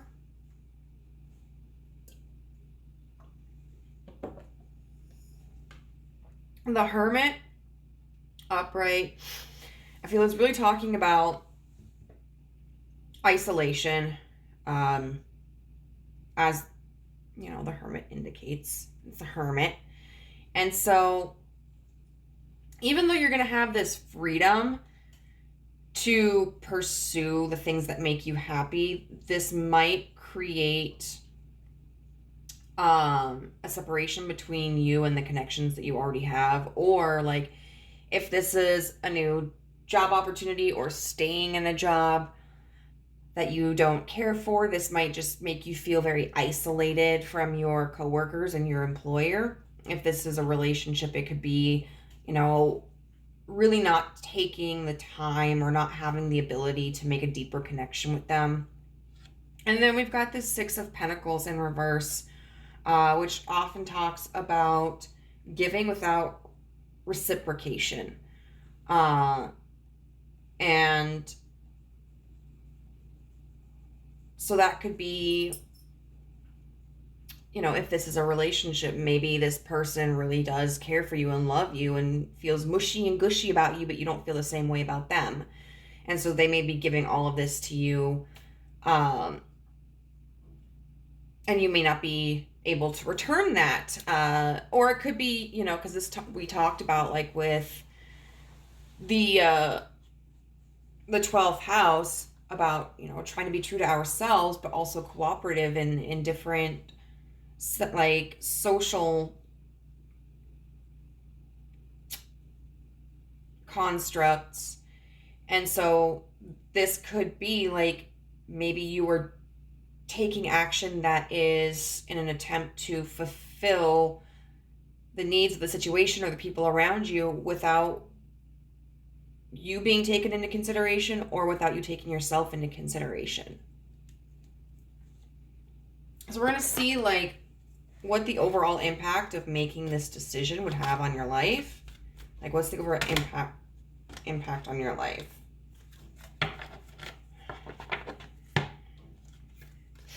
Okay, we got the Devil in reverse. We've got Temperance, which is interesting because we talked about 50-50 and doing things in moderation, and that's all Temperance energy. And then we've got the Three of Wands in reverse. So I really feel like the Devil in reverse is talking about a lack of confidence. Upright, the Devil is somebody who is very prideful, very confident, who is very self-focused. And I feel that this may negatively impact your confidence. I also feel that this may impact your ability to create attachments, whether it's to attachments to people, to situations, to feelings. Like, sometimes, attachments aren't always a bad thing, like, you can be attached to being somebody who takes a lot of pride in their work. But if you go into a job that you hate, or stay at a job that you hate, you might not give a shit. You might, like, someone might be like, oh, you did awesome on this report. And you might be like, okay. You might not apply yourself as much as you can because you just don't have that motivation to. We got Temperance, which is going to be obviously about compromise and about equality.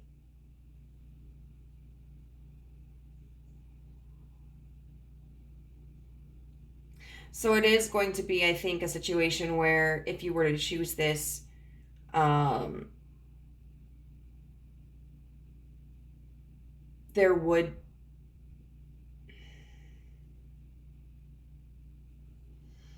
be a level of satisfaction with it and a level of dissatisfaction.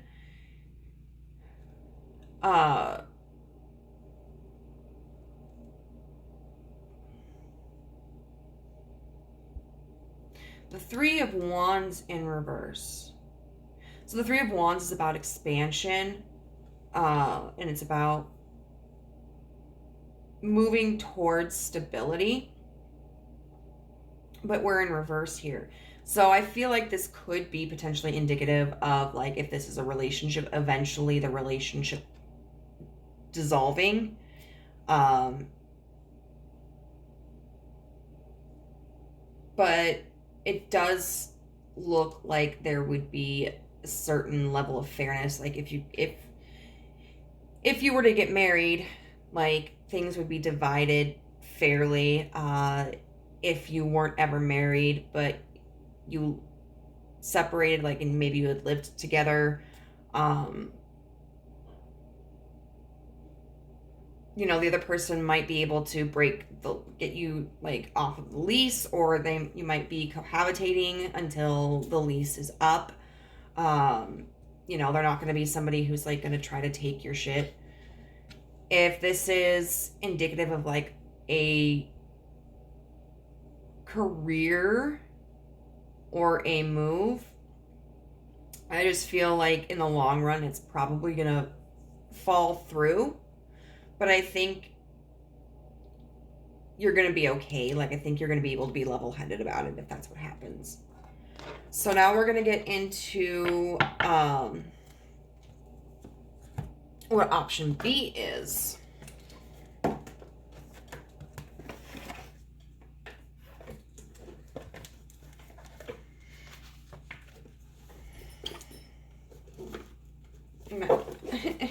Hi, I'm Amber, and I have opposable thumbs that I can't use.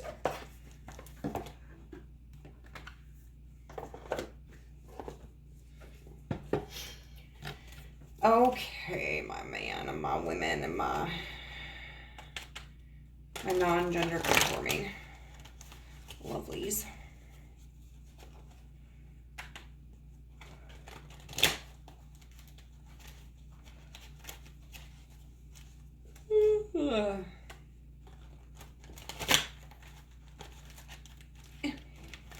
You know, I love the feel of these cards.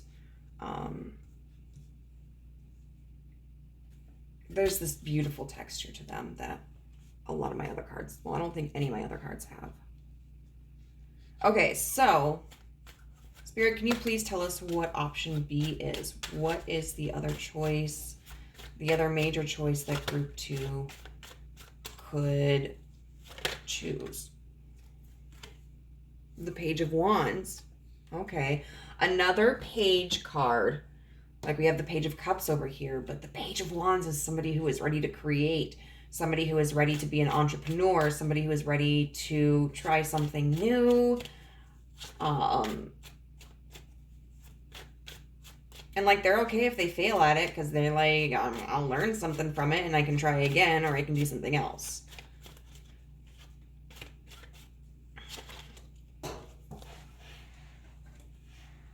The Page of Swords. Wow. Okay. So this could be something to do with like being in the tech industry. That might be like the thing that's unconventional, non-traditional. That could potentially be what it is. Or else like finding a way, if you're an artist, to get your, like, market your work, get your name out there. In other aspects, maybe just like, even if you're not an artist, just find a way to network with people and build those connections.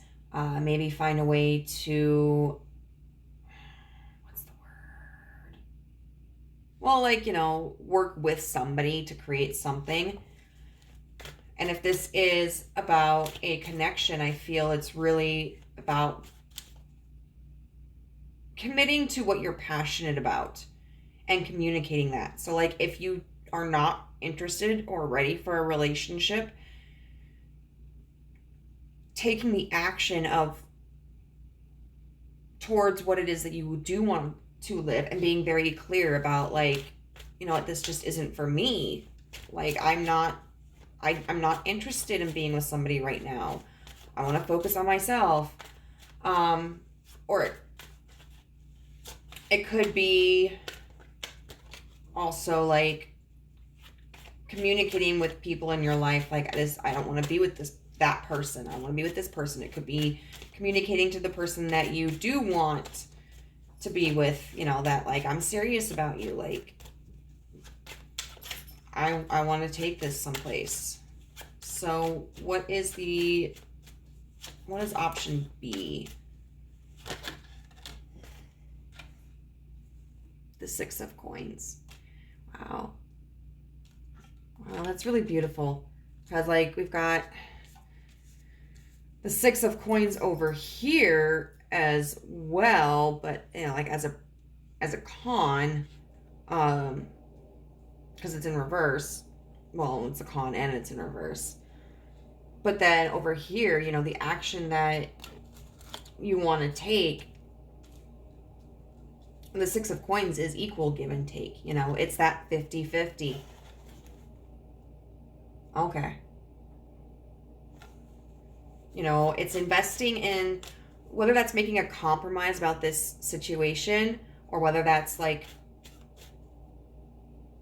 rebelling against the situation to invest in something or someone that is going to, like, you're going to be able to offer something to it or them and vice versa. So what are the pros about this action? What are the positives? We got the Sun in reverse. Okay. Now the Sun is one of the like most positive cards you can get. And so even when it's in reverse, it's not a negative thing. The 5 of Coins in reverse. I love it. Oh my God, you guys. I love it. Okay. And then the 7 of Cups in reverse. Okay, so with the Sun in reverse, I feel like one of the pros is that like if you have any insecurity about taking this action and it being successful, you are going, or if other people are expressing their doubts about you being able to succeed in this or it being a positive move, the Sun in reverse is indicative of like, even if you can't see the success in the beginning, even if the hope is limited, it's still there, you know, and it's still possible for you. Even when it looks bleak, there is still something coming on the horizon. The 5 of Coins in reverse, I love this because I do feel that you're kind of afraid of rejection if you rebel against whatever this like traditional or expected decision is. And I really feel that you're not going to be alone. Either the people that you're worried about rejecting you aren't going to reject you, or you are going to find or you know, like the situation won't reject you, or if the people or situation do, or they're not as receptive to your decision if you choose option B, you are going to find a community or a job, people, whatever, who will. So you're going to have a community regardless of who it is. Like, you are not going to be shut out. You will have support. And I feel like with the Seven of Cups in reverse, that's also to me a really positive in this reading. And what that means in my interpretation of this is that people aren't going to be pushy about it. You know, you might be afraid that, like, if you decide to leave college and move back home, that people are going to nag you about it all the time. You know, like, why did you leave? Why don't you go back? I really think you should go back. And it doesn't look like they will, you know? It looks like that they are going to accept your decision. Because, I mean, the Seven of Cups upright would be about, like, a ton of different options. And so if it were upright, you know, as a negative, I would say that that would be people being pushy, trying to force what they want for you onto you. But in reverse, in a positive placement, I really feel it's people respecting your decision. And so what do we have for a con? What are the disadvantages of choosing? The Seven of Coins in reverse. Okay. What are the cons of choosing option B? The Hanged Man.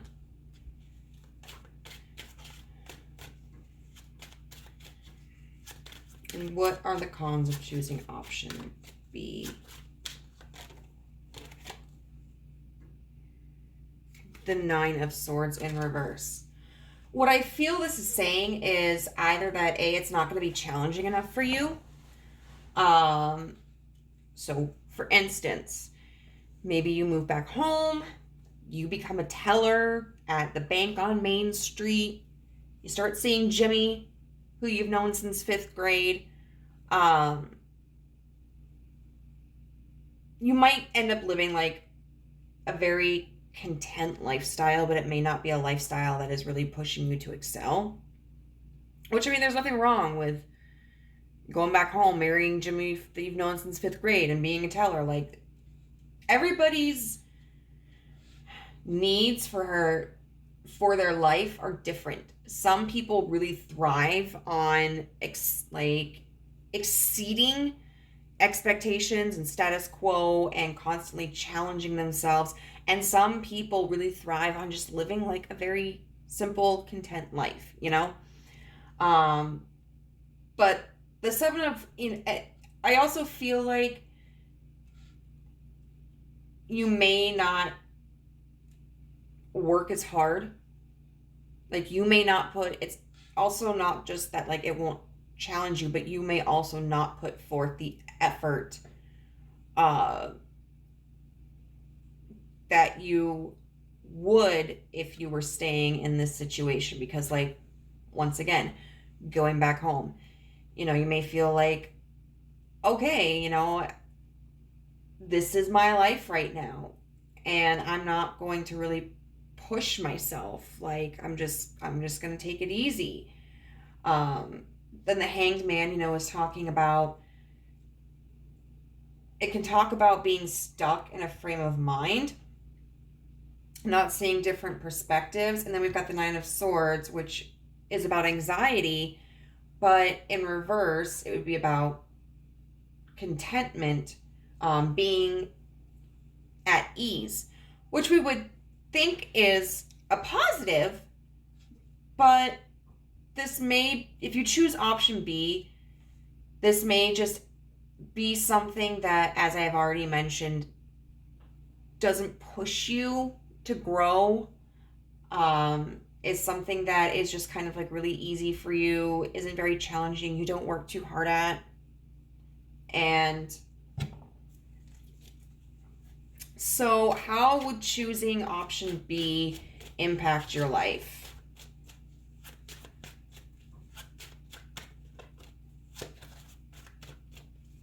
How would choosing option B impact your life?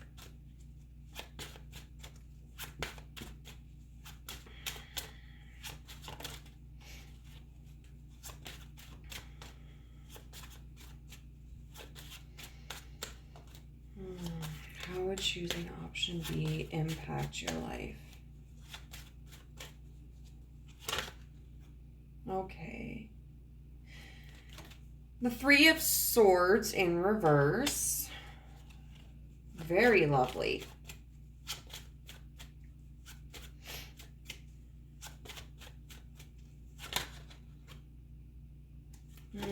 The Ten of Cups in reverse, which is interesting.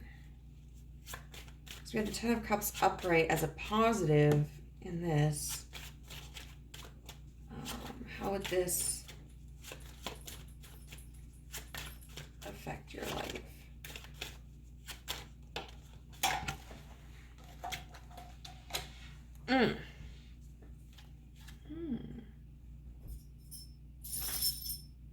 And the Queen of Cups in reverse.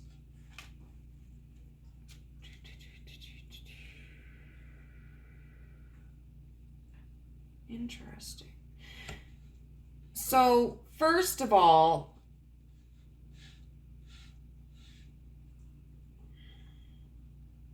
I do feel that with the Three of Swords in reverse, it's talking about if you take this leap of faith, it's going to be very healing for you.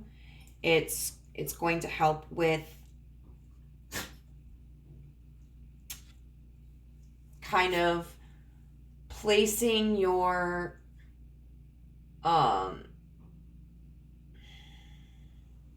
sense of value on, like, instead of placing your sense of value on external factors or, like, you know, your position or your affiliations, really just learning to value yourself. So I feel like there's kind of a detachment from codependency, whether that's dependency on another person or on an institution. With the Ten of Cups in reverse, and then the Queen of Cups in reverse, what I really feel this is saying is it's not going to be as emotionally satisfying as what you had anticipated. And this Queen of Cups in reverse, I feel like, is signifying that, like, this isn't going to be as inspiring to you. Like, you may feel a creative block. You may feel kind of an emotional detachment from it. You may... but I think what's important to keep in mind is even if something isn't all that and a bag of chips like we thought it was going to be, doesn't mean we shouldn't do it. You know, like, you do whatever you want to do, whatever is most important to you with the information. And, like, of course, if this information resonates with you, if this feels like totally left field, like, then disregard this. I think there are many reasons why we can feel drawn to a pile that doesn't really resonate with us. Sometimes there were, I don't know, similar advice messages. Sometimes the situations can be similar, but there are important differences.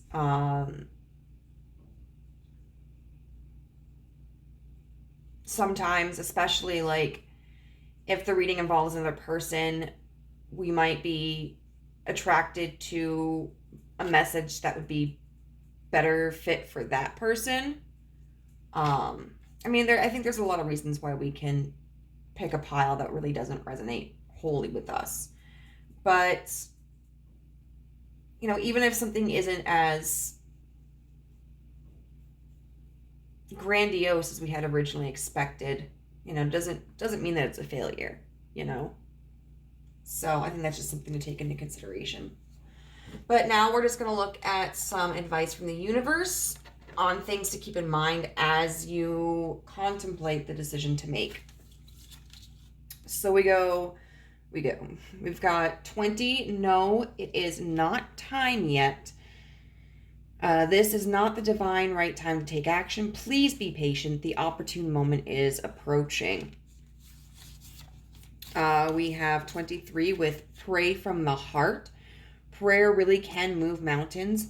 Reach out to the divine with your heart's concerns and watch miracles unfold. We have the full moon in Aries with cool your emotions. The first quarter moon in Cancer with push through any insecurity. And it's interesting because we do have, oh God, I thought something was falling. We do have like a lot of fire energy and water energy here. So that's really interesting. And then we have number 49, celebrate your wins, but in reverse. So we'll start with that one actually. I feel like this card really, okay, so first of all, we got a rooster, a cock. And roosters are known for kind of like strutting around and showing their thing, having a loud voice, but it's in reverse, So there are things like accomplishments that you have made that you are not acknowledging. You're not giving yourself credit for something, and you may be focusing on negative aspects. You may be allowing yourself to perpetuate a negative cycle of feeling. Like, of course we want to, what the hell is that? Of course we want to acknowledge like how we feel and process that, but we don't want to ruminate upon it. We don't want to keep like fueling that negative emotion. So the universe is really wanting you to kind of step back and reevaluate what you're focusing on and how you're like perceiving yourself and your successes. We've got no, it is not yet time. So if you were thinking of taking like an impulsive action, then the universe is really encouraging you to slow down, and pray from the heart and cool your emotions. So, you can look at prayer as something literal. You may find a benefit in praying, or you may find a benefit in meditating. You can also maybe like journal it out, or do some deep contemplation. But there's really a need for you to get in touch with the universe and with yourself and speak like what is on your heart. And then full moon in Aries, cool your emotions. So Aries can be known for making like hot-headed decisions, and the universe is really encouraging you like calm it down a notch. You've probably got some emotion that's feeling escalated, whether it's like anxiety, inspiration, doubt, sadness, anger, and that is impacting your ability to think rationally and genuinely about what decision you feel is best for you at this time. And so if you're able to slow down and cool your emotions and get in touch with yourself and the universe to kind of reveal what it is that you feel drawn to, that's really going to benefit you. And with the full moons, we often look at full moons as being able to reap the rewards. Full moons are a time to express gratitude and to acknowledge the accomplishments that we have made. Hint, hint. And then we've got first quarter moon in Cancer, which with push through any insecurity. So it's really going to be important for you to have faith in yourself. Like it could be that maybe you decide to stay with this decision. Like if you want to leave college and you're like, you know what, I'm actually going to stick with it. Having the faith in yourself that you can succeed. And you might have to try different methods of studying because we don't all learn the same way, or you might have to study longer. Maybe you haven't been committing to keeping track of the material like you should. You may have to go in for tutoring. You may have to talk to your advisor and figure out like, hey, are there different classes that would still apply these types of credits but might be better for me? So you would have to apply yourself, but also keep that faith that you can do it. Or if it's about pursuing something that is outside of the norm, having that faith that it's going to be okay, that you are taken care of, that you are provided for, that you are going to be successful. And let me say, like, even though it looks like there might be some disappointment if you take this action. That doesn't mean, as I mentioned before, that it's a failure. You know, you learn something from it, right? You know? Just because it might not be everything that we want it to be doesn't mean that it was a waste of time. So, group number 2, I really hope that was helpful for you. If it resonated, I would love to hear how in the comments below. And I hope you have a great day. Bye. Hey, pile 3s. Before we get started, I have a couple of funny things to talk about because y'all are like my friends to an extent, even though we don't know each other that well.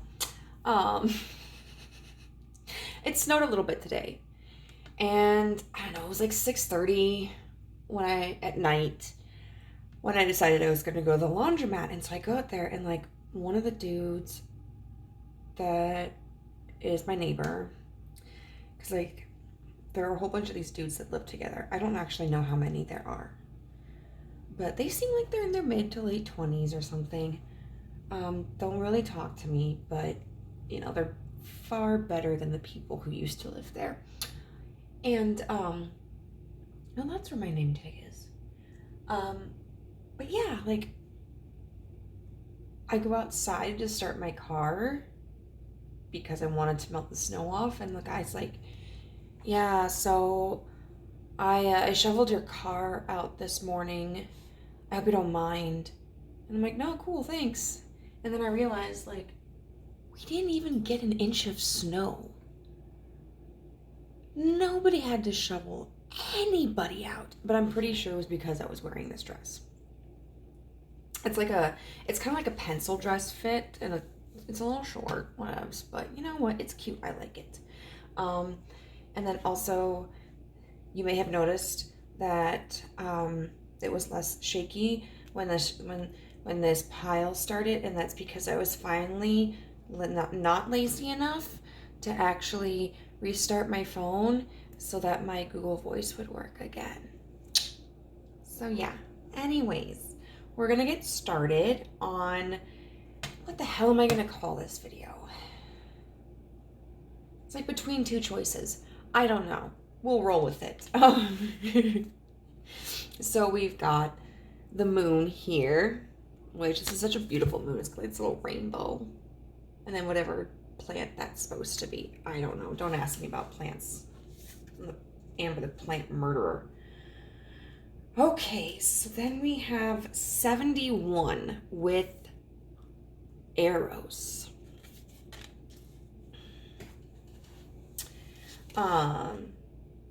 We have the card Yes. And we have the card Joy. Salt Lake City may be relevant for some of you, just because it says it on there. We have card number 48 with the 10th house and authority in reverse. And then we have card number 33 with Nourish the Shadow. So right off of the bat with arrows, it seems that there's something to do with romance here, as being like the conflict or, you know, the issue that needs a decision made about it. And okay, I guess this was also in the Big Bang Theory. I don't know. I didn't watch too much of that, but they're like these, I think they're Chinese, like this Chinese student or whatever, who made, they made an attachment for cell phones that are like puckered lips, and you can send like real-time kisses to someone who has the extension as well. But they look like fleshlights, so that's awkward. But anyway, so the story of Eros is beautiful because there's Eros and Psyche. Psyche was, I believe, a human female, and Eros was a god of love. And he looked upon Psyche and absolutely adored her. And so he pursued her, but he hid himself in shadow or whatever, made her close her eyes, and told her that, like, okay, did he save her? He might have saved her. Oh my God, I just realized I didn't read any of this. Wow. So you know what? I guess we're just going to be reading this shit on camera. I was too anxious to start. But Eros may have saved Psyche. Or no. He fell. Anyway, I cannot remember the circumstances under which Eros and Psyche met. I just know that Eros told Psyche she couldn't look upon him. So they were in love, and then I think there was something that got into like Psyche's ear or mind that was like trying to convince her that Eros was a monster or something. And so she became very argumentative with Eros and looked at him and realized that he was a god. And began, I think, to weep because, like, she loved him so much and, like, felt really bad for thinking that he was a monster. And he was just like, sorry, girl, like, you broke your word to me, so I'm gonna dip out. Very heartbreaking, but also, like, a very beautiful story. I can't believe I forgot to read this, and I don't want to restart this shit. It's late at night. So yeah, so it says love as desire, eroticism, and sensuality. Plato reminds us that Eros can be experienced as platonic love. So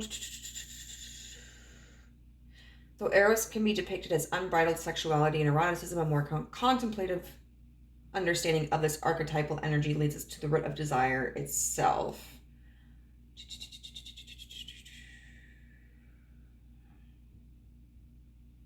Okay. Explore the labyrinth with a curious and honest heart, and remember, though the way is, I have no idea what the hell this word is, circuitous, you are always being led toward its center. The Hindu goddess Lalita, she who plays, can help activate Eros energy. She's also known for Kameshvari, she's also known as Kameshvari, Empress of Desire. Passion, playfulness, sexual health, when dark, madness, projection, obsession, go deeper with Love Sonnet 11 by Pablo Neruda, or Basket of Figs by Ella Bass. Okay, anyway, that really didn't do much. But yeah, so this seems like it's got something to do with romance. And it looks like this particular person has a diamond in their mouth, you know, and it could be this desire to speak something beautiful, something valuable, having valuable words in your mouth to say to somebody. But it's like at the precipice, you know, right on the tip of your tongue. And I feel that's really indicative of what could potentially be the issue. Like, do you say something to somebody or do you not? Do you consent to a relationship? Do you not? Now we'll briefly look at yes and joy.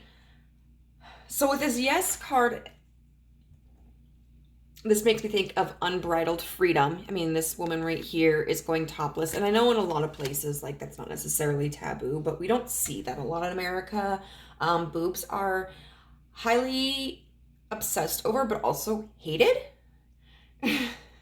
I cannot tell you how many people are scandalized that I don't wear a bra because they're like, oh my God, Amber, I can see your nipples. And I'm like, no, you can see the outline of my nipples. You know, like, just keeping it real. But this woman has her bra off. She's facing the ocean as if she's ready to, like, dive into this emotion. She's got, like, you know, the devil horn rock symbol up. And so she's very enthusiastic about something. And then we've got joy here, which I think is just very self-explanatory. We'll get a little bit into potentially what these cards say. It says, hell yes, girl. It does say yes. Spirit is giving you 2 very large and ultimately supreme thumbs up. This is your green light to say yes and embrace what it is you are asking about. Don't second guess yourself any longer and move forward fearlessly. You've known what to do for a while, and now is the moment to spring into action. Just because the answer to your question is a resounding yes doesn't mean that it was what you were hoping to hear or that you feel ready to hear. If that's the case, your guides will be with you in every moment to help you smoothly make this transition. Don't let fear block you from saying yes and taking this leap. Odds are you know that this is what is best for you and you are ready to take this on. Congratulations, you're about to love life even more. So this may be wanting to take like a leap towards a romantic connection. It may also feel as if you sense that there's some kind of confirmation from the universe that like this connection is something that is meant for you or will be beneficial for you or that is reciprocated. And so it feels like there's this deep desire and this optimism that's attached to this issue. And then we've got joy. Joy to the world. Hi.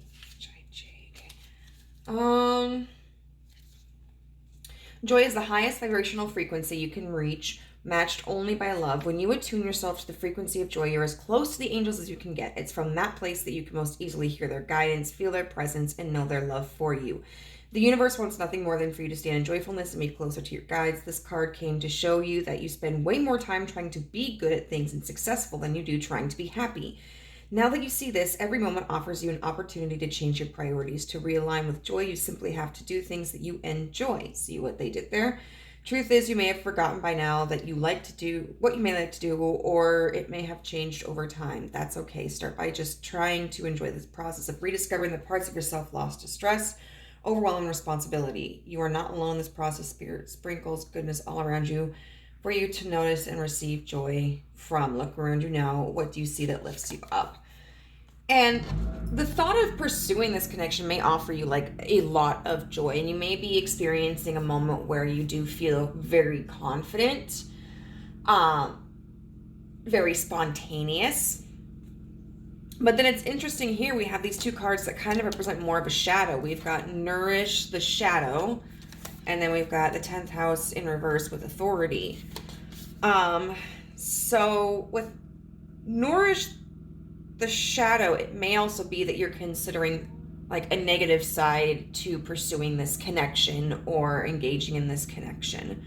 I mean, first of all, this panther right here is very contentedly lapping at this water, and then someone is daring to pour water over it. Like, that is not going to end up well for the person who was holding the picture.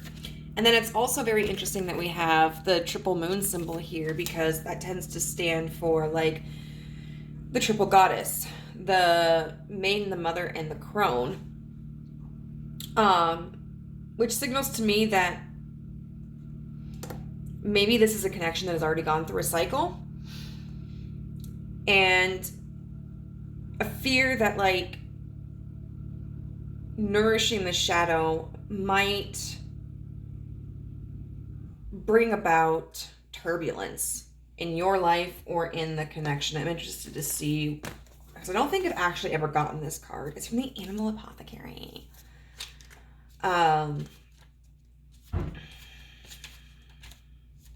The jaguar represents the shadow, the subconscious of ourselves we push away. These aspects usually stem from situations we encountered as children that lead us to feel shame, unworthiness, and abandonment. We then live out these programmed beliefs as adults.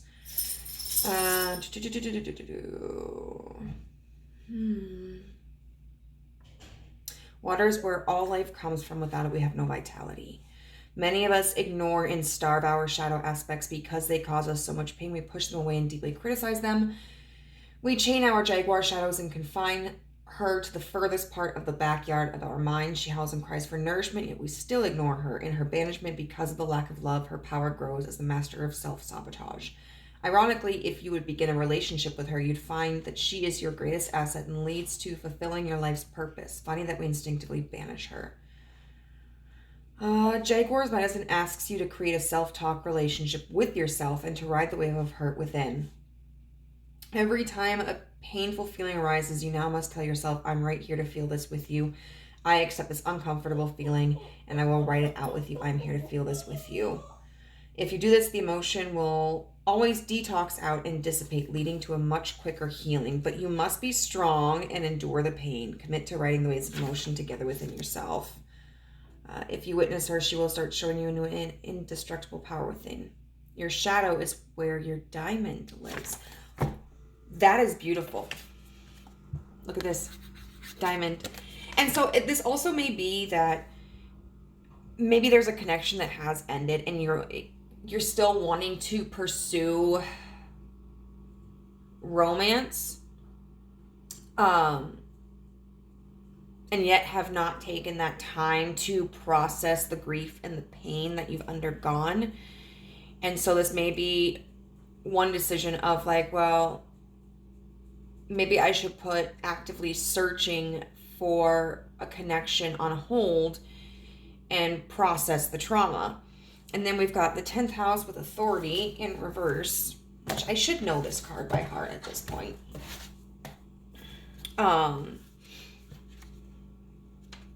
I know it definitely talks about, well, we'll get into it.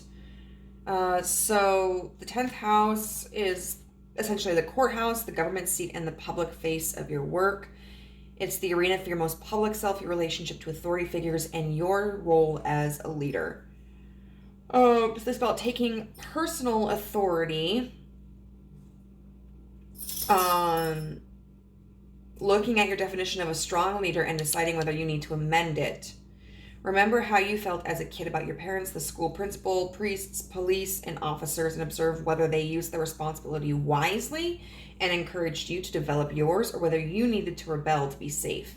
Notice your relationship to the concept of divine authority and investigate if it was something to be feared, ignored, or expanded. Did it offer you safety and refuge? Let's see. Destructive assumptions about authority that no longer... deconstruct assumptions about authority that no longer serve you. Authority is no longer what other people carry. It is what you are developing within. Take responsibility for healing old wounds around empowerment and create new blueprints. Create a clear picture of a competent, responsible, lovable, and empowering authority. Step into that role and be that pillar in your community and family with both confidence. And so it's in the challenging aspect, which is a bully is a parody of true leadership. Be careful not to mistake power over other people as equal to empowerment within. And I can see how that might apply, but I also feel that this is kind of this decision to surrender to the universe as being one of the options, and that could just be like this active decision to go like, you know what, I'm just gonna let this come into my life. When it does, I'm gonna focus on other things. Or this could also be just kind of a feeling of defeat, like feeling as if you have no control over the situation, maybe even feeling as if the universe is intentionally withholding a connection from you. And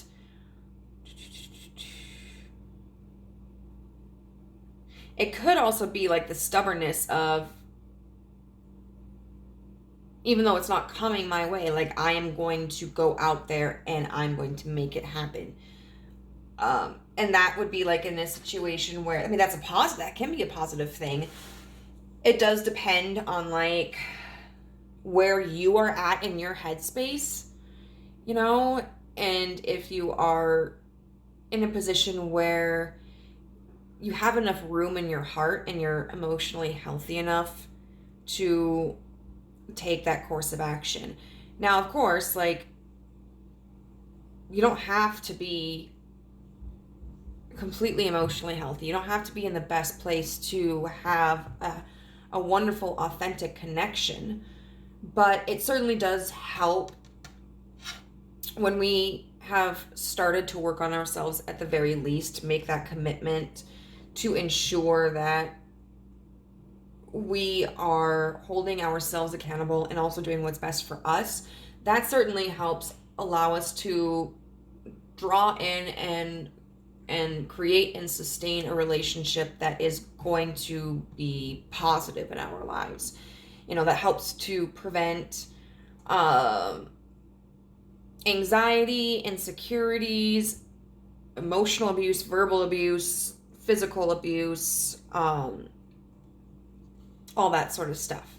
So, I'm sorry, that was a really weird way to do this, but I really did not want to go back and turn off the camera and then read everything and then have to jump in. I like to read the stuff beforehand so that, especially when we've got cards like 10th house. I don't have necessarily all of the houses memorized. I can see the keyword there, but if there's more of if there are specific qualities about a card that are important, I want to make sure that I have learned them and that I read them and can express them. But then you get into cards like Nourish the Shadow. Well, yeah, we can make an interpretation of that, but I also like to see what the author has to say about it, because it might have something that stands out, such as your shadow being your greatest diamond. I thought that was pretty cool. So now what we're going to do is we're going to start with one tarot deck and look at what option A is, what benefits choosing option A would offer you, what disadvantages option A would offer you, and then how choosing option A would impact your life.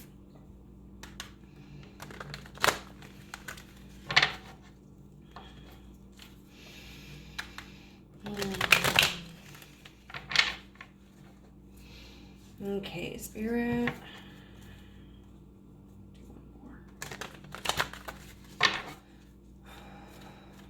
What is option A for pile 3? 4 of Swords. Taking a rest. Making my way downtown, walking fast, faces passing, I'm home now. The Queen of Wands. The Queen of Wands. So I'm getting, taking time off for yourself to rebuild that confidence, because and then the Queen of Swords in reverse. Yep. This is really about giving yourself a blow up. This is about you not actively pursuing any connection. It is about you pampering yourself, focusing on yourself, doing your shadow work, maybe going to therapy, maybe decluttering your home, doing things that make you feel good about yourself and your environment, and engaging in self-talk that is positive and builds you up and makes you feel like, I'm a motherfucking woman, baby, alright. I don't need a man to be holding me too tight. That's one of my favorite songs. This makes me think of I did make a goddess energy playlist on Spotify, which you can find in the community tab. And that is just comprised of songs that make me feel powerful as a woman. And it does include, so it includes Unholy by Sam Smith. I cannot remember the woman it features, I'm so sorry. Which, that's a sneaky song, but the melody to me is so empowering. It also features a song by Otakun, I think is how you pronounce it. They're a Siberian indigenous band. And I don't really know what the song is saying. I know they talk a lot in their music about I don't know, there was like a song about fishing and hunting or stuff, you know, because they're really celebrating their indigenous culture. And so it could be about, I don't know, enduring the winter. I don't know. But once again, the beat is beautiful. It also does include songs by cisgendered men, but it's because even though it's a man singing it, like the message makes me feel empowered, you know? So this is really about like stepping into your energy and celebrating yourself and feeling attractive, feeling like you can draw in what you want and need, and feeling and building your confidence. And then we've got the Queen of Swords in reverse, which is just kind of like, you know, cutting things off until you feel that you're ready, you know, being able to discern like who's going to have your best interests at heart and who's going to be taking advantage of you. So if some fuck boy or fuck girl comes along, you know, some scrub, you can just be like, no, I'm not into it. And, you know, it might mean not going to speed dating events. It might mean like not going out to the bar for the sole purpose of trying to find someone. It might mean getting off of the dating sites.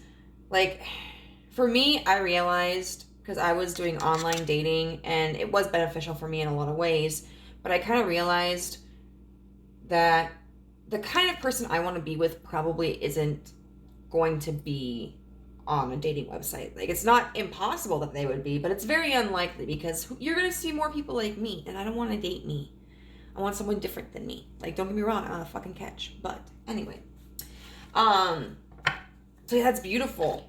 That is really taking time for yourself. So what are the pros that choosing option A would have for group 3? What are the positives? The Hermit in reverse, which is funny because we're talking about being, you know, without something, not pursuing something, which is kind of in a way isolating yourself to an extent. Like but, you know, because you're not actively going out and trying to find a connection. But it is about coming out of that isolation with a better understanding. Because the Hermit has gone into his or her or their little hut and has done the contemplation, done the work, and is coming out a healthier, more well-rounded, more spiritually, intellectually, emotionally connected person. And then we've got the Seven of Cups. And you are going to be able to see all of the options around you. Like right now, you may feel as if like the opportunities for you are barren, you know, as if like maybe you're running out of time. Maybe you feel like, what's wrong with me? Why can't I hold relationships? Or why do I always just attract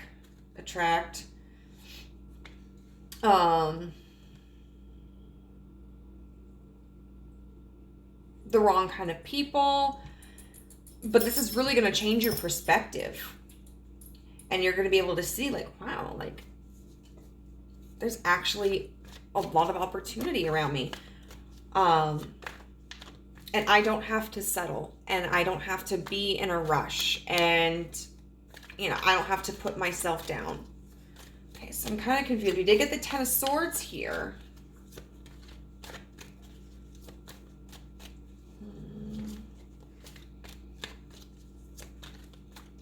Okay, I got it.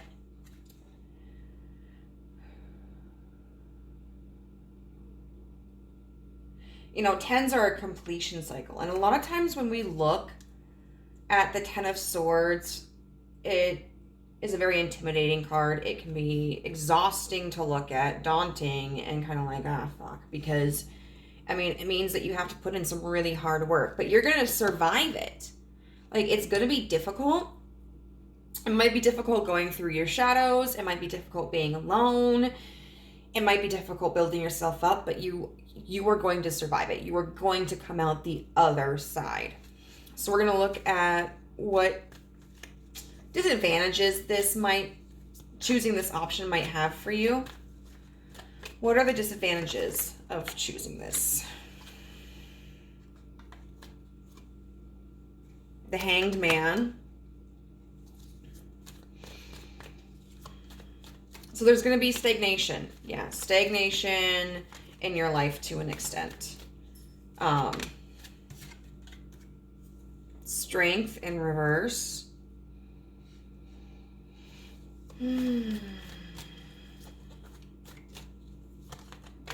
What disadvantage will this have for group pile 3? What disadvantage does option A present to group 3?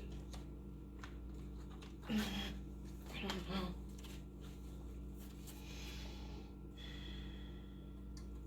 The Knight of Pentacles in reverse.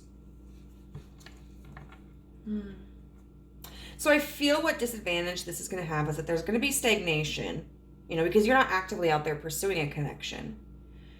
It may cause a temporary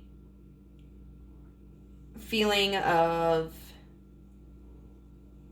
lack of confidence in like your strength.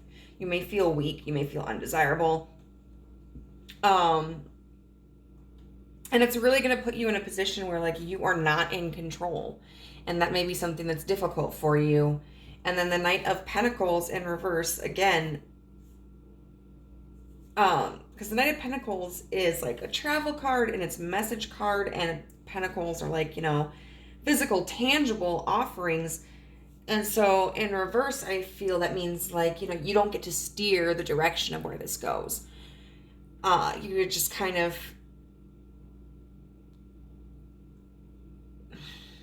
it's kind of like driving without a destination, you know? You're just like, we'll see where the road takes me. Like, I'm driving because I enjoy the process of travel. I need to get away from life for a little bit. It's soothing, it's calming.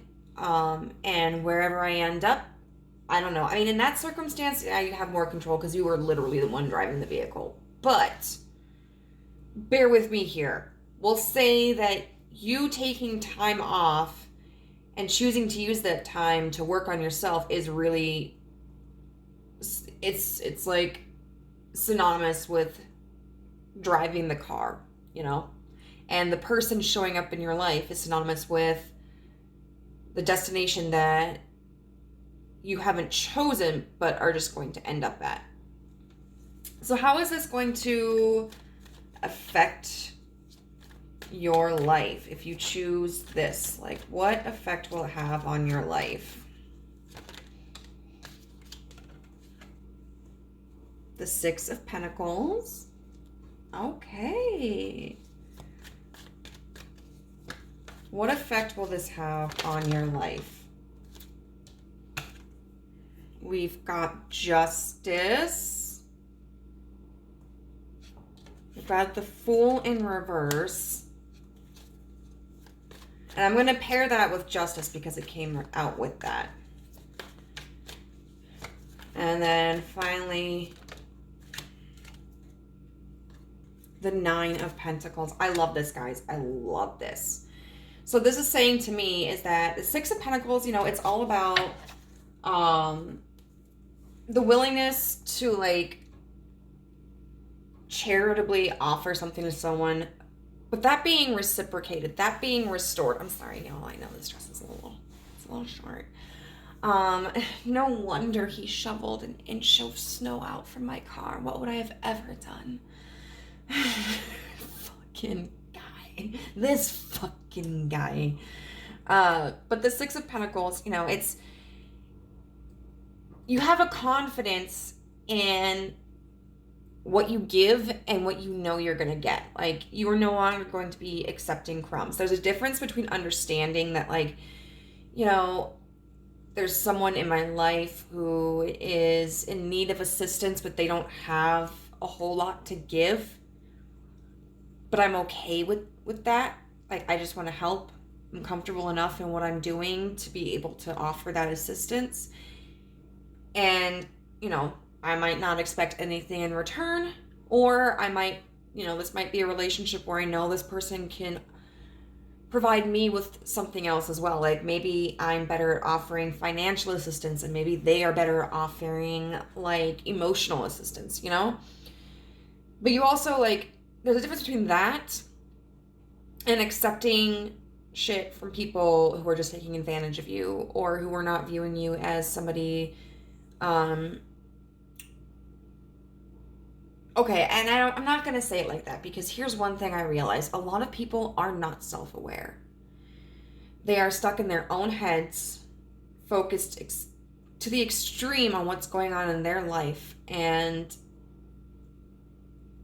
they are not as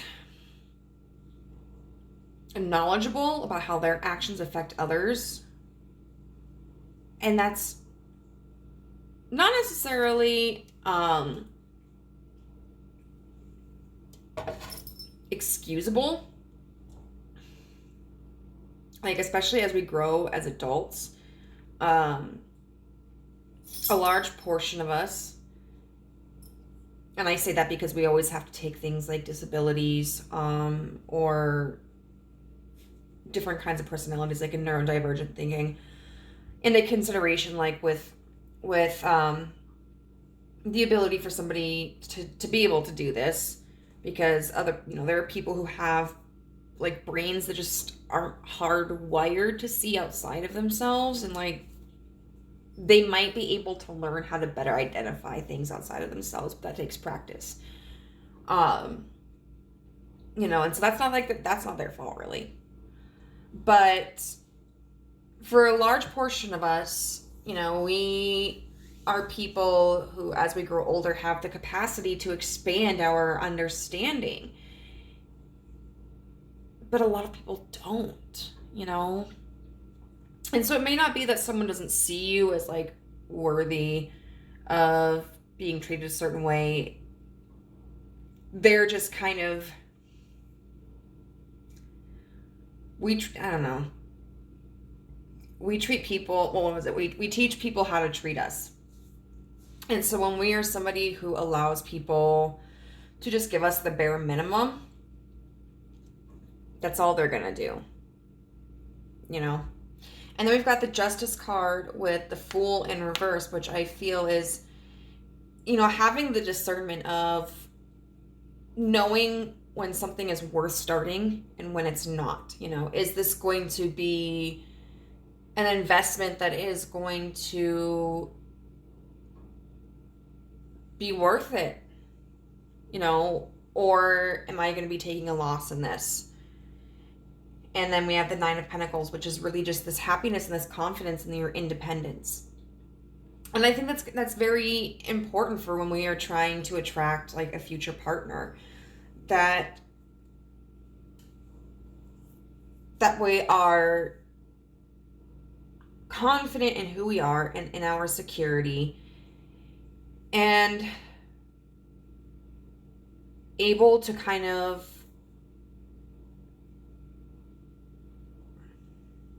assess like who is going to be a viable partner for us and who isn't. And nobody's ever going to be perfect. Like, my healing journey is going to last a lifetime. But I'll tell you what, I am far better a prospective partner today than I was 2 years ago before I started my healing journey, So it makes a difference. We're going to look at next what option B is. I'm gonna be.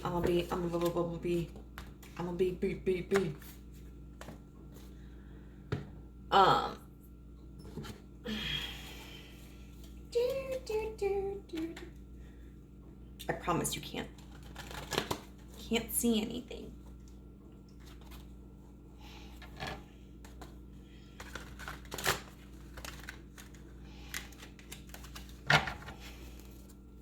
Okay.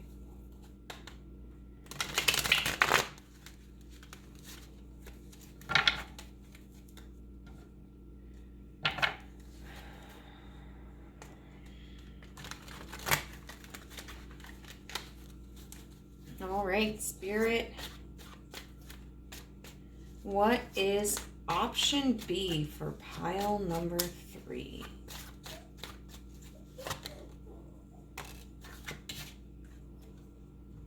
The Hanged Man. Okay. The Hanged Man. What is option B for pile number 3? The Ten of Cups.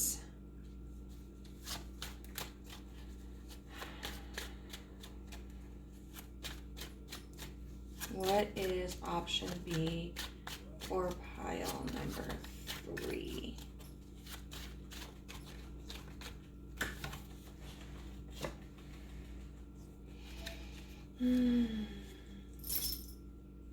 The Seven of Wands in reverse. Oh.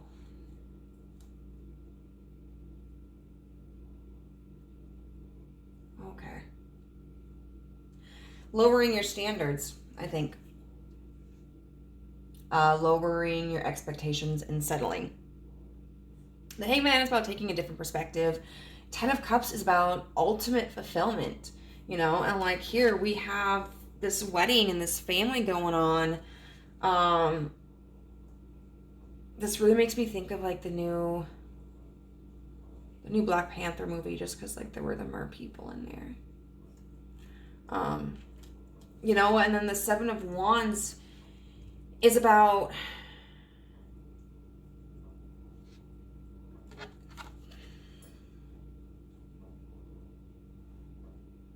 being defensive, but in reverse, it's about letting those defenses down. So I feel like option B for you is, well, you know, I give up. Like maybe my standards are too high. Maybe I don't know. Maybe I need to diamond. Sis, give me just a little bit, okay, girlie? I'm almost done. Look at, well, you can't look at her, but she waddling over here. But it's just kind of like, well, maybe I need to compromise on some of the things that I want. Okay, so what are the pros of selecting? Oh, now she licked my toe. Selecting option B.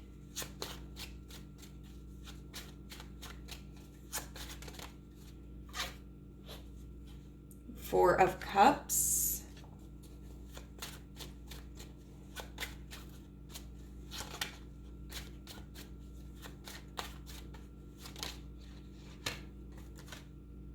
Six of Wands.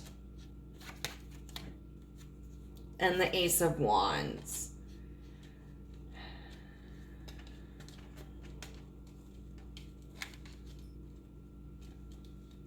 Which is very interesting.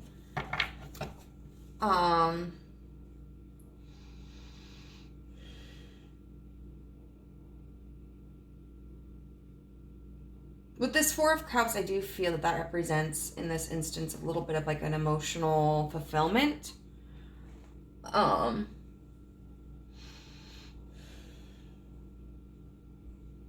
then the Six of Wands, the Ace of Wands.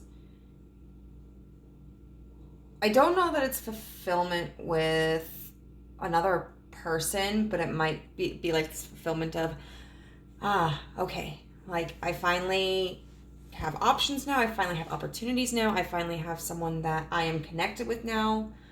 Like, especially if you're older, like in your mid 30s or later, it can seem really daunting if you don't have a romantic partner. Especially like if you've never been married before, or if you don't have any children, because like society kind of makes you feel as if you have gotten a late start at life, you know, and if your feet, like if you have a womb, and you might be like, my time is running out, or like, you know, I'm getting older, how much longer do I have to wait?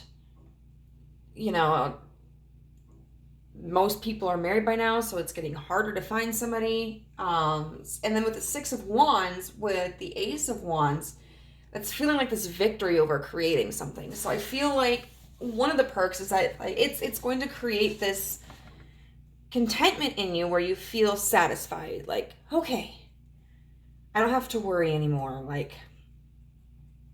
I got my boo. And I finally feel accomplished in this respect. What would be some of the cons for pile number 3 if they chose option B? Okay.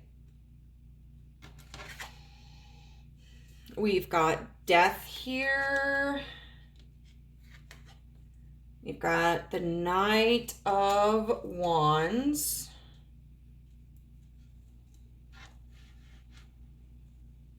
And then the 9 of Swords in reverse.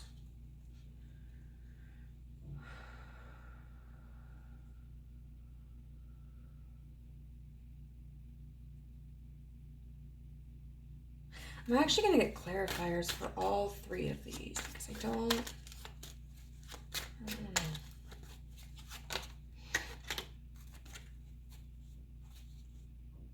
The 4 of Swords underneath death. So it would be kind of an abrupt change, I think. You know, you're not giving yourself the time to rest. And so it would just... It would be giving you... It would be taking your focus from yourself and putting it onto somebody else.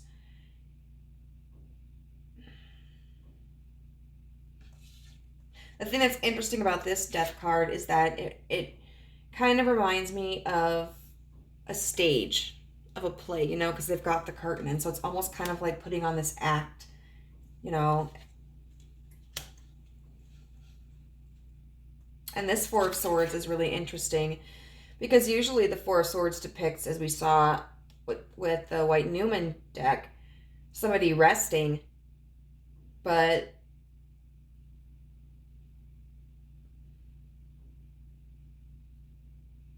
this werewolf or this wolf or whatever it is has had a sword shoved through its mouth. So like it can't talk. You know, and there's a lot of pain. I think it's Remus. From Remus and Romulus. Or it might be Romulus. I don't know.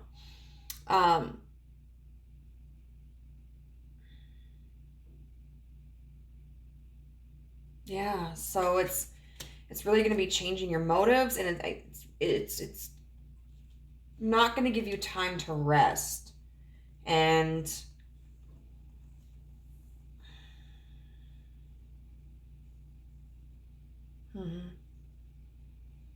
it's not going to give you the opportunity to transform yourself. So then what's the Knight of Wands in reverse?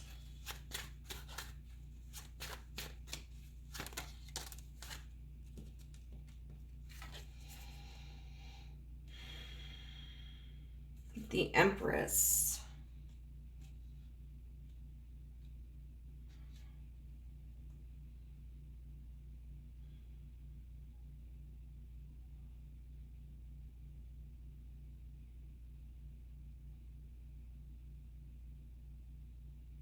You might end up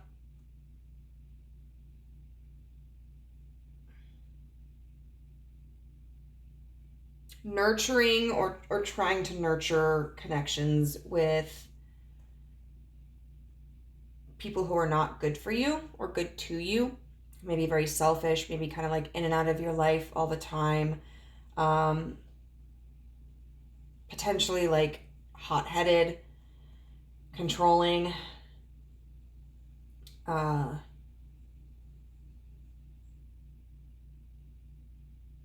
Yeah, so I see that you may not have the discernment to be able to identify like who is worth your time and your value and your connection.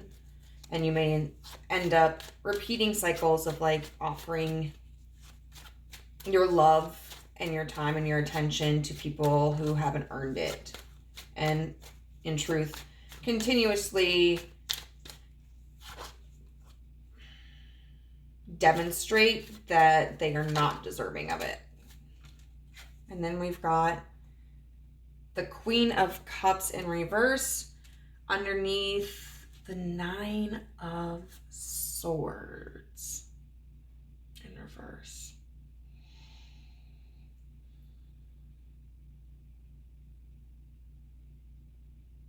What I feel that is like you're not going to be really in touch with your emotions. There's going to be a disconnect from your head and your emotions. Because the Nine of Swords upright would talk about anxiety. And so the Nine of Swords in reverse can kind of be like a calm sensation, but it can also be kind of like ignorance is bliss, you know? Like you don't admit that you're anxious, or you don't feel like you have a reason to be anxious, but it's because you're not admitting something, or you're not paying attention to the surroundings. And then the Queen of Cups is somebody in reverse who can be very cut off emotionally, very stoic, very detached. So how would this impact your life if you chose option B? How would this impact Group 3's life if they chose option B? The Six of Swords in reverse.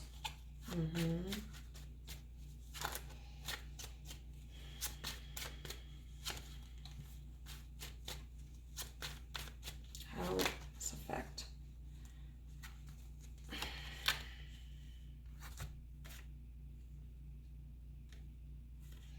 The Four of Coins with the High Priestess.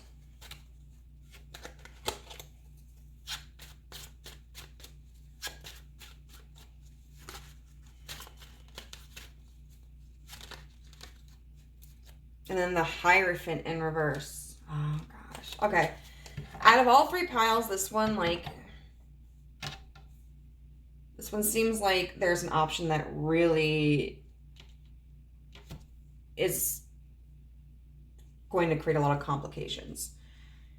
So the Six of Swords in reverse is about being stuck in situations that are not beneficial for you, that are not improving your quality of life, that are not healthy. Then we have the Four of Pentacles clarified by the High Priestess. The Four of Pentacles is really holding on to things, you know, keeping a tight grip on them. And then we've got the High Priestess, which is talking about like secrets and intuition and mystery. And so what I feel like is you might be holding on to how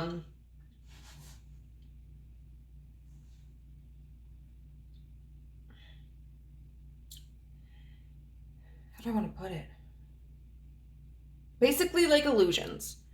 You know, this might cause you to hold on to trains of thought. Like if there's a specific person involved that you've had back and forth history with, you may just continue to go, well, they'll change. This time will be different. Or you may struggle to work on your inner healing and go, right, you know, focus instead on finding a romantic partner. Or it may be that you ignore like what you need in a relationship, like what kind of partner would best fit you. And then the Hierophant in reverse is talking about a lack of commitment, a lack of traditionalism. And, you know, for some people, that's perfectly fine. Some people just want to hook up. You know, the Hierophant can also signify like, excuse me, relationships that are just different from what society has deemed as like normal or traditional. So you may see the Hierophant represent like poly couples or E&M couples or something.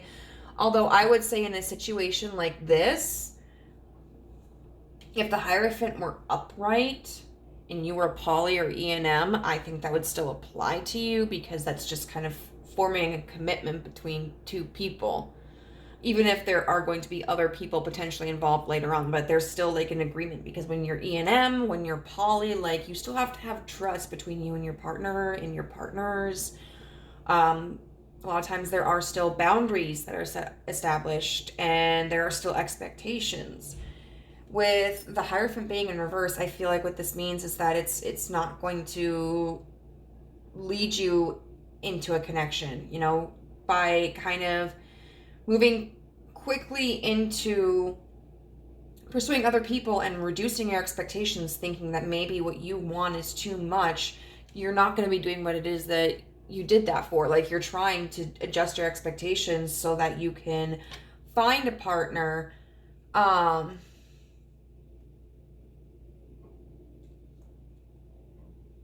but it's not going to bring in the commitment that you want. Because, like, see here, even in the positives, it's like this instant gratification. Like, I think you will draw in connections like this, that you by doing something like this.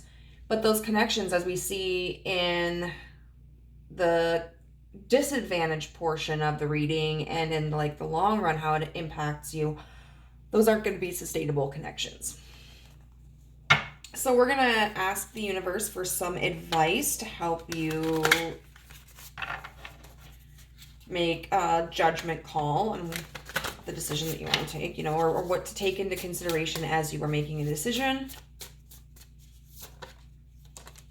Okay.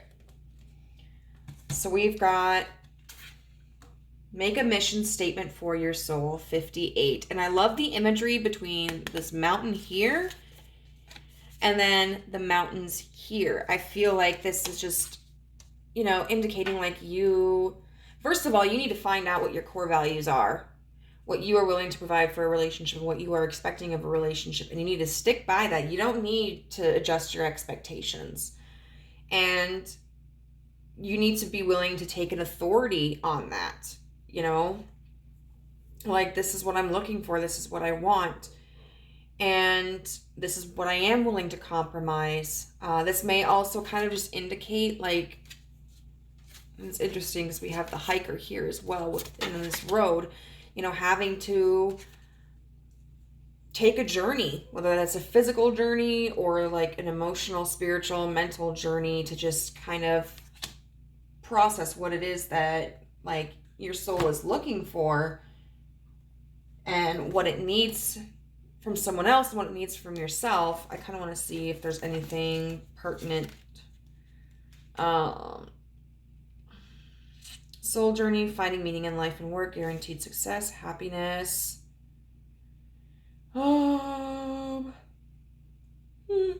Simply move toward what makes your heart happy and you will be perfectly poised for soul purpose success. Sacred tasks aren't always logical or rational, and they are certainly not going to fit squarely into an old school template or life plan. They come from spirit. You will recognize them by how propelled and inspired they make you feel. This, I feel like, is going to be very pertinent. Because as we were talking about, like, maybe feeling frustrated, especially like if you're older. If you feel anxiety for not having created your path yet, that's because you already know that you are meant to be doing something greater in the world. The beauty here is that you can start anytime. And so when we're looking at that, you know, doing something greater, we could look at that from a variety of things. That might mean like, okay, I know that I really have to work on myself because I've got some traumas that I haven't healed. And I've got some insecurities that I need to work on. And I need to do that so I can be the best version of myself I can for me.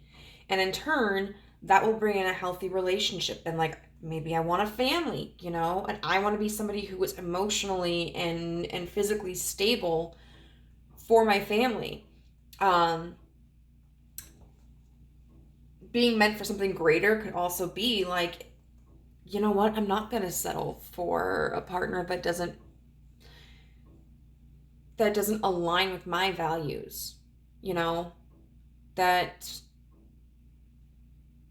doesn't provide like what I need in a partner. And so that doesn't mean that these other people don't have worth, don't have value, or wouldn't be good partners. It's just they're not good partners for me. And I'm going to stick to what I need in someone. Um,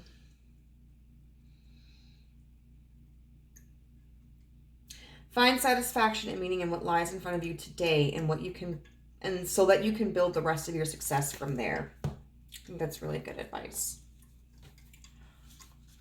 Oh my God. Yeah. All right. What guidance do you have for group 3 to keep in mind as they make a decision moving forward? What advice do you have for group 3? Oh my God. I'm gonna take all of them.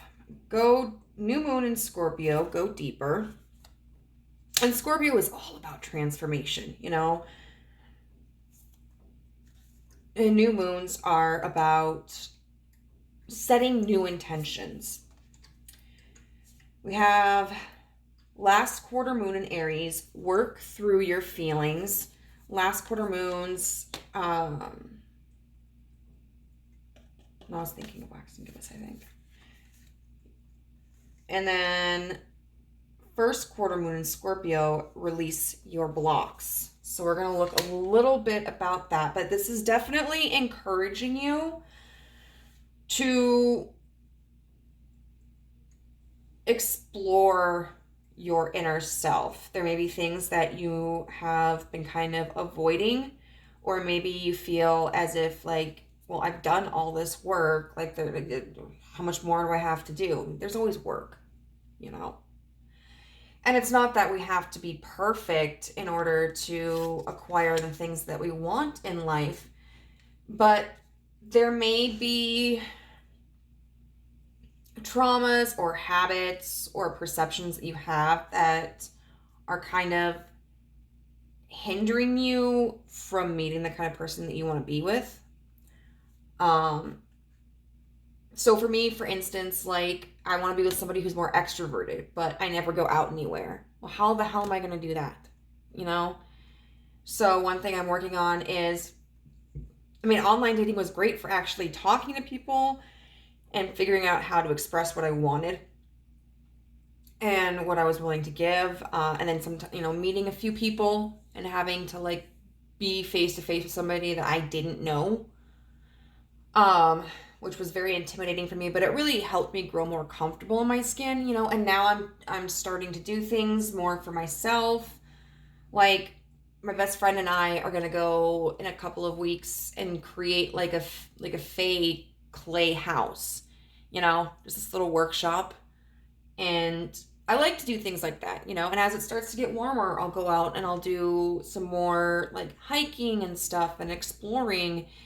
And that's something that I enjoy, that is elevating me and improving my life, and may also help me cross paths with somebody who is extroverted, and would be interested in me. But it's definitely, we've got work through your feelings and release your blocks. And I think those are just like blocks about any limitations you feel that you have. I do want to see, I don't remember what,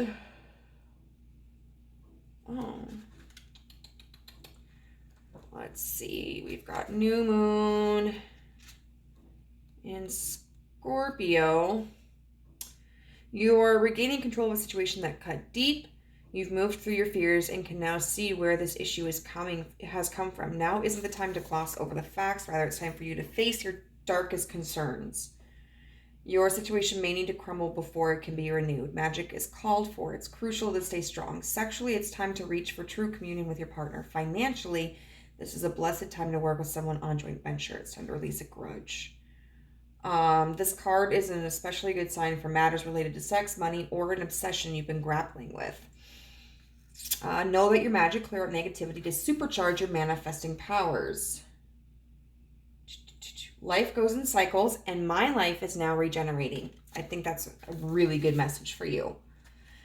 Let's do the first quarter moons. Yeah, so the first quarter moons reveal where you're being challenged and how to use the obstacles arising now as springboards to where you want to be. So this whole situation is causing you to go deeper. And one of the challenges is releasing your blockages. Um,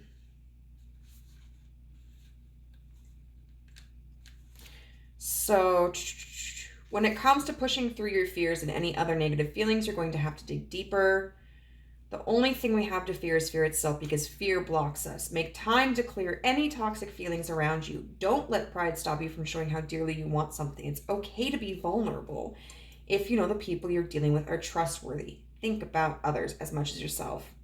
There's light and shade in your situation, and you need to embrace it. Don't get stuck on one idea and refuse to budge. Think what a mental detox would involve for you. For example, avoiding people you argue with and violence on TV, etc. Make time for it soon. So the first quarter moons also talk about chakras. So in this one, to tune into your manifesting power, you would focus on your sacral chakra, which is all about your emotions and feelings. It's located just below your navel, and it's bright orange in color. Think of the way that water flows. That's how this chakra can help your feelings to flow now. Energies of the first quarter moon in Scorpio, thank you for helping me to clear out energetic debris so I can fulfill my potential. And then we've got last quarter moons, which is kind of about like sweeping stuff out and clearing things to make way for the new. And so it says, work through your feelings. Someone has had their feelings hurt. Maybe it's you. Deal with this upset especially, but not only if it's in the home front. Whatever is going on right now will go better if you take steps to make sure that no one is feeling like they've been emotionally run over. If you feel like your feelings have been trampled on, it's time to work through them and clear them. Then you can move towards your goals. It's hard to manifest when hurt feelings are in the way. Yeah, exactly. So like when you're feeling particularly insecure about like, why do I keep drawing in certain kinds of people? Am I not attractive enough? Am I not smart enough? Am I not funny enough? Or, I'm getting so much older. Then you're willing to accept a lot less than what you deserve, which can make you very vulnerable. Relationships, especially with family and or the people you live with, are extra charged now. If someone is riding roughshod over your feelings, don't sulk. When someone upsets you, it's easy to wear your hurt like a badge of honor, but that merely perpetuates the situation. And the crystals that they advise working with would be red tiger's eye, shungite, bloodstone, chrysanthemum. I didn't know there was a stone called chrysanthemum. Prehnite or flame agate. I now choose to release all my hurt, and so it is. And finally, we'll get like an angel message from, I don't know, sort of light oracle. It focuses on Archangel Michael. Okay. What advice do you have for group 3 while they make a decision? What guidance do you have? All is in perfect timing. This is it. It's time to take action now. I will be here to help you every step of the way. Which is so weird.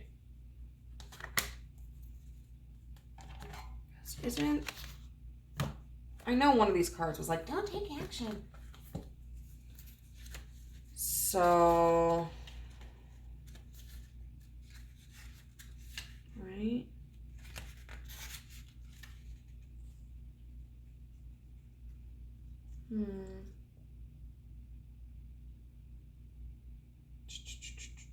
Might be the joy.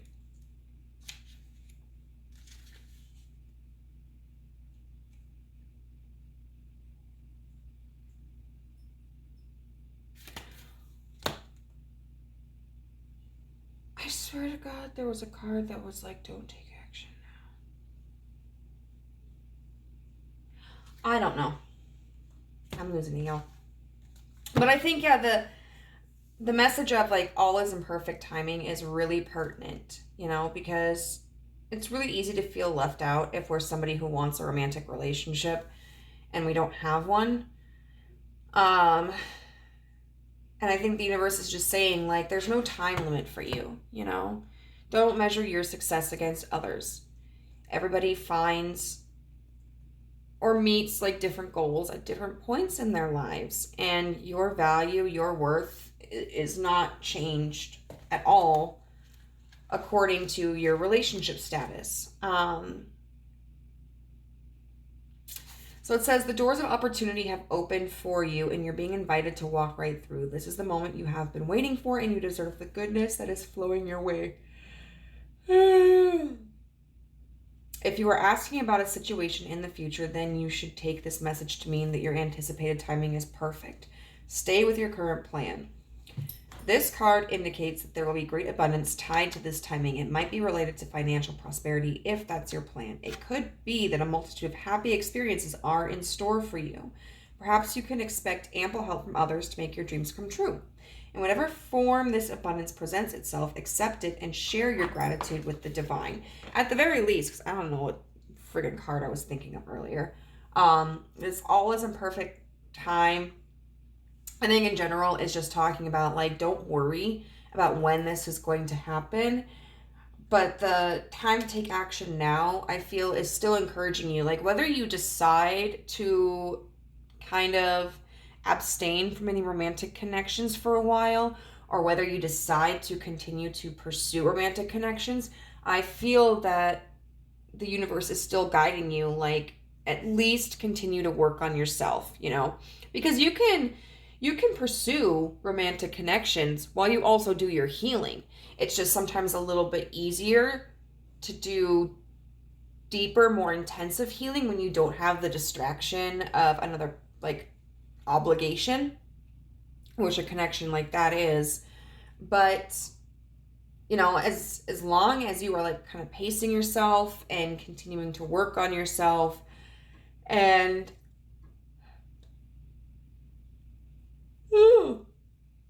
observing yourself and the other people and the situations, then it's, I mean, this could also turn into a healthy circumstance. But the point of it is, no matter what choice you make, you still want to go deeper into your feelings. You want to release your blocks. You want to work through your feelings. So I wish you guys the best of luck. Thank you, pile number 3. I hope that this resonated. If it did, I would love to hear your comments, but how it did in the comments below. Wow, that was redundant. I'm sorry. All right, have a good day, guys. Bye. Oh, I'm trying not to. What do I do? Oh, that's why.